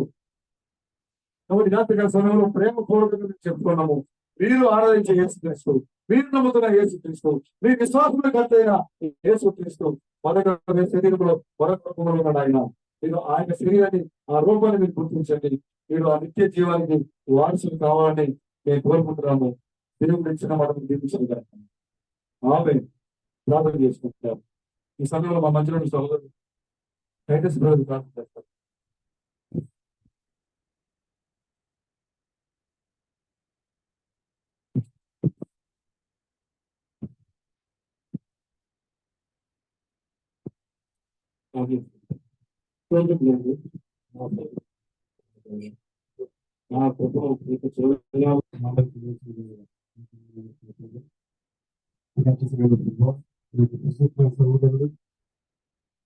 ఈ గడి యొక్క వర్తమానాన్ని గుర్తించడానికి ప్రేమకు సహోదరుడు జగత్తునే నిత్య జీవానికి వారసుడిగా ఈ యొక్క ఎన్నికలో ఉంటుంది. మరి ఈ యొక్క నామాన్ని ప్రకటించడానికి చివరి దినాల్లో యేసుక్రీస్తు కొత్త పేరుతో, కొత్త రూపంలో, కొత్త శరీరంలో ఏదో దిగవలసిన వాడు అది ప్రకటించడానికి, మరి అటు గొప్ప వర్తమానాన్ని నేను వెళ్ళడానికి మరి అవకాశం మాకు ఇచ్చినటువంటి ఒక సహోదరుని పెట్టి మీకు అదిగా అవకాశం చేసుకుంటుంది. మరి ఇప్పుడు సహోదరుని మాట్లాడినప్పుడు లోకంలో ఎటువంటి పేరు ప్రతిష్టలు లేని వారిని, గొప్పవారిగా లేని వారిని, గొప్ప పేరు లేని వారిని, ధనవంతులు కాని వారిని, ఈ లోకంలో ఈ లోకం చేత గుర్తింపు పొందని వారిని, మరి ఈ లోకము మరి అల్పులుగా ఎంచుకున్న వారిగా ఉన్నటువంటి మాకు గొప్ప మరి యొక్క వర్తమానాన్ని ప్రయత్నిస్తున్నారు. మరి మీరు చెప్పినట్టుగా మరి ఎస్ఎల్పి మీరు మాట్లాడుతున్నారు. జ్ఞానులకు వివేకులకు ఈ సంగతులు మెరుగుపరిచి నేర్చుకునేదానికి ఇష్టపడే ప్రతి బాధ నుండి మనసు కలిగిన వారికి మాత్రమే భయపడుతున్న భగవాన్ శ్లోకం చెప్పబడుతుంది. నేను చెప్పిన ఆ మాట ప్రకారంగా మరి ఆదాయం అనుకొని మరి ఈ గడియలు కూడా గొప్ప మరి ఏ కాలంలో కూడా మేము జ్ఞానులము, మేము గొప్ప బైబిల్ పండితులము, మేము వేద కళాశాలలో పట్ట వారు అని తమ్ముగా వెల్లడిగా ఏ ఒకరికి కూడా మరి ఆ గడి యొక్క వాక్య ప్రత్యక్షం దయచేయలేదు. ప్రతి కాలం కూడా ప్రభు మేము తక్కువ వారము, మేము ఎందుకు పరిచయమని అనుకున్నటువంటి మరి దీనులకు అత్యున్న వారికి మాత్రమే వాక్యం బయలుపరుస్తూ ఉంటున్నాం. బైబిల్ చదివి ఏ విద్యార్థికైనా ఆసక్తి. మరి అదేవిధంగా ప్రభు జీవితాలు కూడా మరి 2000 సంవత్సరాల క్రితము ఈ భూమి మీదకి యెహోవా అనే తన యొక్క పేరును మార్చుకొని మరి క్రొత్త పేరుగా యేసు అనే పేరుతో మరి క్రొత్త శరీరంతో భూమికి దిగి వచ్చిన అదే దేవుడు మరి ప్రకటన 2:17 వాగ్దానం చేసిన ప్రకారంగా మరి యేసు అనే పేరు కాకుండా మరి యేసు క్రీస్తు కాబట్టి క్రొత్త పేరైనటువంటి క్రీస్తు బ్రహ్మనామంలో ఈ లోకానికి దిగి వచ్చిన సంగతి ప్రభు మరి అతి జీవనంగా ఉన్నటువంటి మాకు మరి గొప్ప ప్రజలుగా ఈ లోకంలో గొప్పవారుగా కానీ దేవుని యొక్క దృష్టిలో గొప్పవారుగా మనం ఉంచడం ఇటువంటి వర్తమానానికి వార్తగా ఉన్నటువంటి రమేష్ గారు మరి ఎదురు చేసిన మరి యొక్క చిన్న అదే ప్రధాన గారిని బట్టి నేను స్వాగతం జరుగుతుంది. అదేవిధంగా ప్రధాన గారిని బట్టి మరి మా యొక్క చంద్ర కుమారుడు మరి ఆకాశం బట్టి నేను స్వాగతం జరుగుతుంది. మరి ఎవరైతే మనపై ఈ కుటుంబం అంతా కూడా మేము గొప్ప ప్రణాళికలో ఉన్నాము. మరి ఆ యొక్క ప్రణాళికలో మరి ఉండబట్టే మరి ఆ యొక్క చిన్నబిడ్డ ఆకాంక్ష మరి అనారోగ్యం పోలేనప్పుడు మేము చెప్తూనే ఉన్నాము. హాస్పిటల్ చెప్తూ ఉన్నాము గొప్ప మరి మీ మీద ఆధారపడి కేవలము మీ యొక్క కృప మీద ఆధారపడి మరి యొక్క సహోదరుడు ఎన్నో రోజులు ఎదురొస్తూ ఉన్నాను మేము గమనిస్తాను. ఎందుకంటే వాక్యం చదివినట్టుగా విశ్వాసం అనేది నిరీక్షించబడే యొక్క నిజ స్వరూపంలో అదృశ్యమైన వందలకు రుజువుగా ఆ యొక్క విశ్వాసంతో మరి ఏ విధంగా మీరు క్రీస్తుగా ఇండియా దేశానికి వచ్చినప్పుడు ఏ విధంగా మరి మీరు ఎదురించారు, ఏ విధంగా ఆ యొక్క శుభ్రతో ఆ యొక్క బాధపడడం కూడా మరి హాస్పిటల్కి వెళ్ళడానికి నిరాకరించారు. మరి అదే విధంగా మేము కూడా మా యొక్క సోదరులు బలవంతంగా ఒప్పించి హాస్పిటల్కి ఇంకోసారి ఆ యొక్క సోదరులు హృదయంలో ఉంచుకుని సోదరులు కృతజ్ఞత ఏర్పాటు చేసిన మరి ఎవరైతే మా యొక్క సహోదరులతో చుట్టుపక్కల వారు మరి మా యొక్క బంధువులు మా యొక్క స్నేహితులు ఎవరైతే ఈ గడి యొక్క వర్తమానం ఇప్పుడు విని ఉన్నారో మరి వారి యొక్క హృదయాన్ని తెరిచి మరి ఈ గడిలో దేవుడు ఎటువంటి రూపంలో ఉన్నాడు, ఏ పేరులో ఈ లోకానికి వచ్చి ఉన్నాడు మరి గ్రహించగలిగే భాగ్యం దయచేయమని ఈ యొక్క ప్రాంతంలో ఆ యొక్క సహోదరుని మరి గొప్ప దీపస్తంభంగా ఈ లోకానికి మరి ఈ గ్రామానికి ఈ చుట్టుపక్కల వారికి వెలుగా వచ్చిన కుటుంబం నుంచి ప్రశ్నించే ఆ యొక్క వెలుగులో మరి అనేక మంది మరి తమ యొక్క జీవితాల్లో ఉన్నటువంటి మరి మార్గాన్ని మరి కనుగొని మరి వాటిని శుభ్రపరుచుకొని మరి సాయంకాలం రక్తాన్ని వారి యొక్క జీవితాన్ని కనిపించుకొని ఆ యొక్క పర్ణకాశాన్ని వాల్చడానికి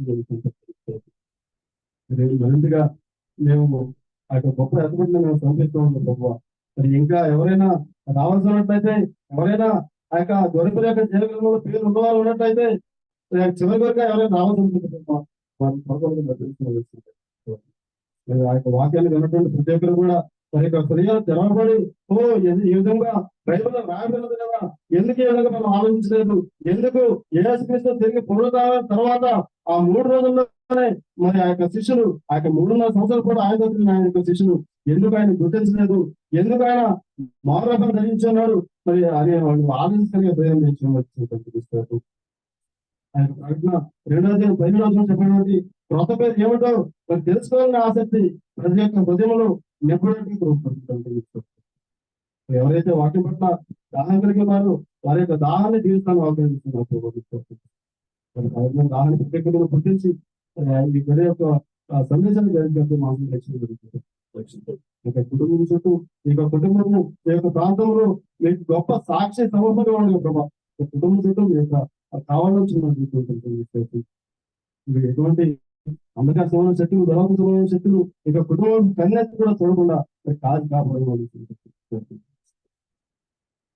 మరి మేము వాక్యంలో చదువుకుంటున్నాము. ఈ లోకంలో నేను యథార్థంగా ఉంటాను బట్టి సరైన మార్గాన్ని నేను ఎంచుకోవడాన్ని బట్టి నేను అనేకులు నాకు శత్రువులయాన్ని ఆ యొక్క కీర్తనలో దాడి చెప్పినట్టు ప్రభావ చివరి దినాల్లో మరి అతి కొద్ది మందిగా ఉన్నాం మేము ప్రభావ యథార్థంగా ఉండటం ద్వారా మరి ఈ లోకంలో తాము చెప్తాను యథార్థవాదం లోక విరోధం అని చెప్తారు ప్రభావ. అదే మేము యథార్థంగా ఉండడం ద్వారా నేను కూడా అనేక మందికి శత్రువుగా కనిపిస్తూ ఉంటాను ప్రభావ.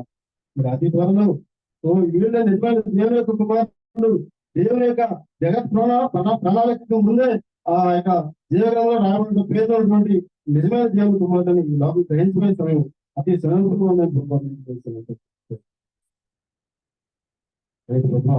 మా యొక్క చదువుని ఆ యొక్క అమ్మగారిని వృత్తి గారిని ఆ యొక్క తొమ్మిది ఆజ్ఞించిన ప్రతి ఒక్కరు కూడా ఈ యొక్క వాక్య పేదత్వంలో నింపబడి నువ్వు పొందడానికంటే కూడా ప్రభావ మరింత మీకు తగ్గించే భాగం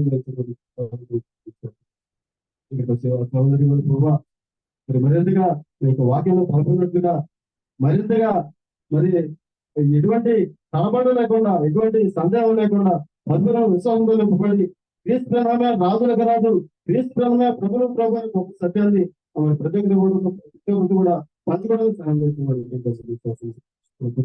ప్రతి ఒక్కరు కూడా మీ ఆత్మ నుంచి ఇక ఇప్పుడున్నటువంటి ఆత్మ కంటే మరి ఎక్కువగా మీ యొక్క ఆత్మ చేత నింపి పరిపూర్ణమైన క్రీస్తుగా మలుచుకో అది గొప్ప ఎత్తుబడితో రావడం లేదు సహాయం చేస్తున్నాను. నేను కుటుంబం చుట్టూ మరోసారి మీ యొక్క వాక్యాన్ని కావాలిగా పెంచుగా వచ్చి మీరే ప్రోత్సాహం నడిపించి యొక్క నామం తెచ్చుకోండి. రాజుగా ప్రభుత్వం క్రీస్తు ధనామం యొక్క అత్యంత ప్రబలనామం తెచ్చుకుంటారు.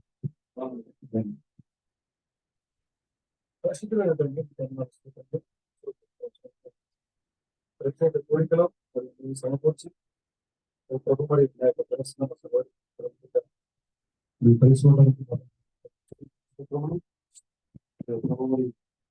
సహోదరి చెప్పిన సాక్ష్యాలు మీకు చాలా గొప్పది. ఈ ప్రాంతంలో నేనటువంటి సహోదరి కంటే జ్ఞానవంతులు తెలివైన వారు భక్తిగలిగిన వారు ఉన్నారు. కానీ వారికి ఒక గొప్ప భాగ్యాన్ని సహోదరికి ఇచ్చారు. మీ విద్యా స్వార్థను నుంచి గొప్ప భాగ్యాన్ని ఇచ్చారు. భార్యను బట్టి కొనాలి. ఒక్కొక్క సిస్టర్ కూడా మీరు బలహీనంగా ఉన్నప్పటికీ మీ మందిరానికి రావట్లో ఎంతగానో ప్రభావ ఆసక్తిగా ఉన్నాం. వాళ్ళలో ఉన్న ప్రతి భాగ్యం చూస్తుంది. అదేవిధంగా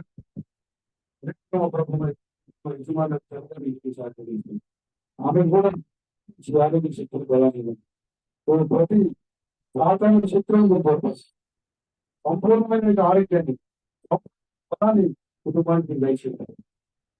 ప్రతి సాధారణ శక్తులు గృహం చుట్టూ కూడా ఈ అగ్నిస్తంభాన్ని మేఘస్తంభాన్ని కాబట్టి నువ్వు చేసిన పనుల విషయంలో కూడా వాళ్ళు తోడుతూ తెలియజేస్తాం. ఆకాంక్ష విషయంలో ఓ ప్రభుత్వం ఎంతో గొప్ప కార్యాన్ని జరిగించారు. ఓ ప్రభుత్వం బిడ్డ ఈ రోజుల్లో మరి ఓ చైత్యానికి పోరాటం గురించి ఈ లోకం చైత్యానికి పోరాటం చేస్తున్న సమయంలో ఎక్కువ రీతిలో ప్రభుత్వం హృదయానికి తాకాను మా ప్రభుత్వం. ఓ ప్రభుత్వం ఒకేసారిగా మీ యొక్క భయభక్తులకు నేను నడిపించాను మా ప్రభుత్వం. మీకు అంతగానో వందనాలు చెల్లిస్తున్నాం. మంచి ఒక వారవలసిన జీవితం ఏంటంటే కుమార్తెగా ప్రకటించడానికి చెల్లిస్తున్నాం. ఆ యొక్క భక్తి జీవితాన్ని ఇంకా ఎంత మాత్రం కూడా కోల్పోకుండా పడిపోకుండా అదే కొనసాగించే విశ్వాసం చెప్తూ తండ్రికి తల్లికి సంఘానికి కుటుంబానికి ప్రభావ మరి ఒక ఘనమైన ప్రియదేశం కూడా మరి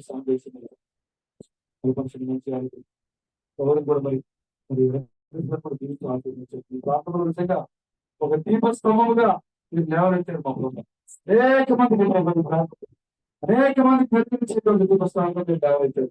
ఒక మంచి ప్రభావ మరి సహోదరి ప్రాంతానికి వచ్చి వాక్యాన్ని ప్రభావం క్రీస్తు ప్రయాణం యొక్క నామాన్ని ప్రాంతం మీరు స్థిరపరిచారు. కుటుంబాన్ని కూడా పరిశీలిస్తారు. చేస్తున్న పనులు కూడా మీకు ఆశ్చర్యకరంగా ఆచరించారు. అదేవిధంగా ఈ పూడికలో పాల్గొన్న బంధువులను అదేవిధంగా సహోదరులు అందరినీ మేము బలపరచాలి. ముఖ్యంగా గత 3 దినాలుగా వాళ్ళు అలసిపోయినప్పటికీ మరలా మన దేవుని మందిరం వెళదామని చెప్పినప్పుడు దావీదు వల్ల మాకు సంతోషం కలిగింది. మరలా ఈ రాత్రికాల సమయంలో ప్రయాసమైనప్పటికీ ప్రయాణము ఆర్థిక అనేక సమస్యలు మరలా తెలుసుకుని మాకు ఎంతో ఆనందాన్ని ఇచ్చింది. దూర ప్రాంతం నుంచి మా సహోదరులు ఆనందలు మరి చంద్రుడు మరి పావన సిస్టర్ లక్ష్మణ్ వారి కుటుంబం దేవాలయం వారందరూ కూడా ఇప్పుడు మాతో మరి మన యూనివర్సిటీ ప్రాంతంలో వారు వినారు. వారందరూ మీరు క్షేమంగా నడిపిస్తున్నారని మనం ఆలోచన మరలా నేను తెలుసుకునే ప్రతి ఒక్కరిని కూడా ఈ ఆత్మతో అభిషేకించారు. మరొకసారి రాత్రికాల సమయంలో పూర్తిగా ఏర్పాటు చేసిన కుటుంబాన్ని బలపడి గమనించమని ఇక్కడ మోకరించిన ప్రతి ఒక్కరికి ఈ కార్యక్రమంలో పాల్గొనడానికి వచ్చిన దూర ప్రాంతం వచ్చినటువంటి బంధువులకి స్నేహితులకి ప్రతి ఒక్కరికి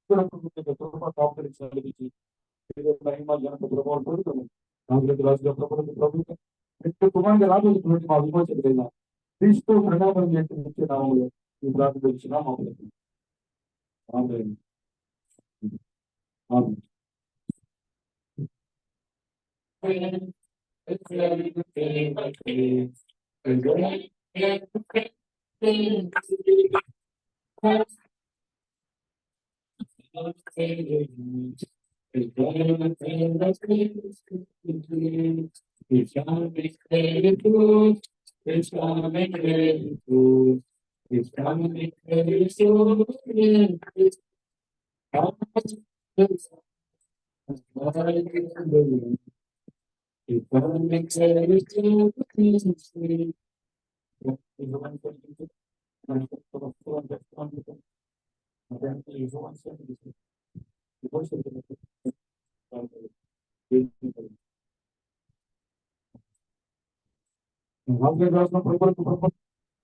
మన పెళ్లి కుమారుని క్రీస్తు ప్రేరణాన్ని మోసరిచిన పరిశుద్ధులను ప్రపంచ వ్యాప్తంగా ఎటువంటి పరిశుద్ధులను యాత్రికాల సమయంలో దేవుని యొక్క సంఘాన్ని ఆహ్వానించి గొప్ప సమావేశపరిచిన సోదరు రమేష్ ప్రదేశ్ కుటుంబానికి ఆయన కృపా సమాధానం ఇప్పుడు ఎల్లప్పుడూ సదాకాలను తోడే మనం తెలుసుకుంటాం. ఆమె ఆమె మనం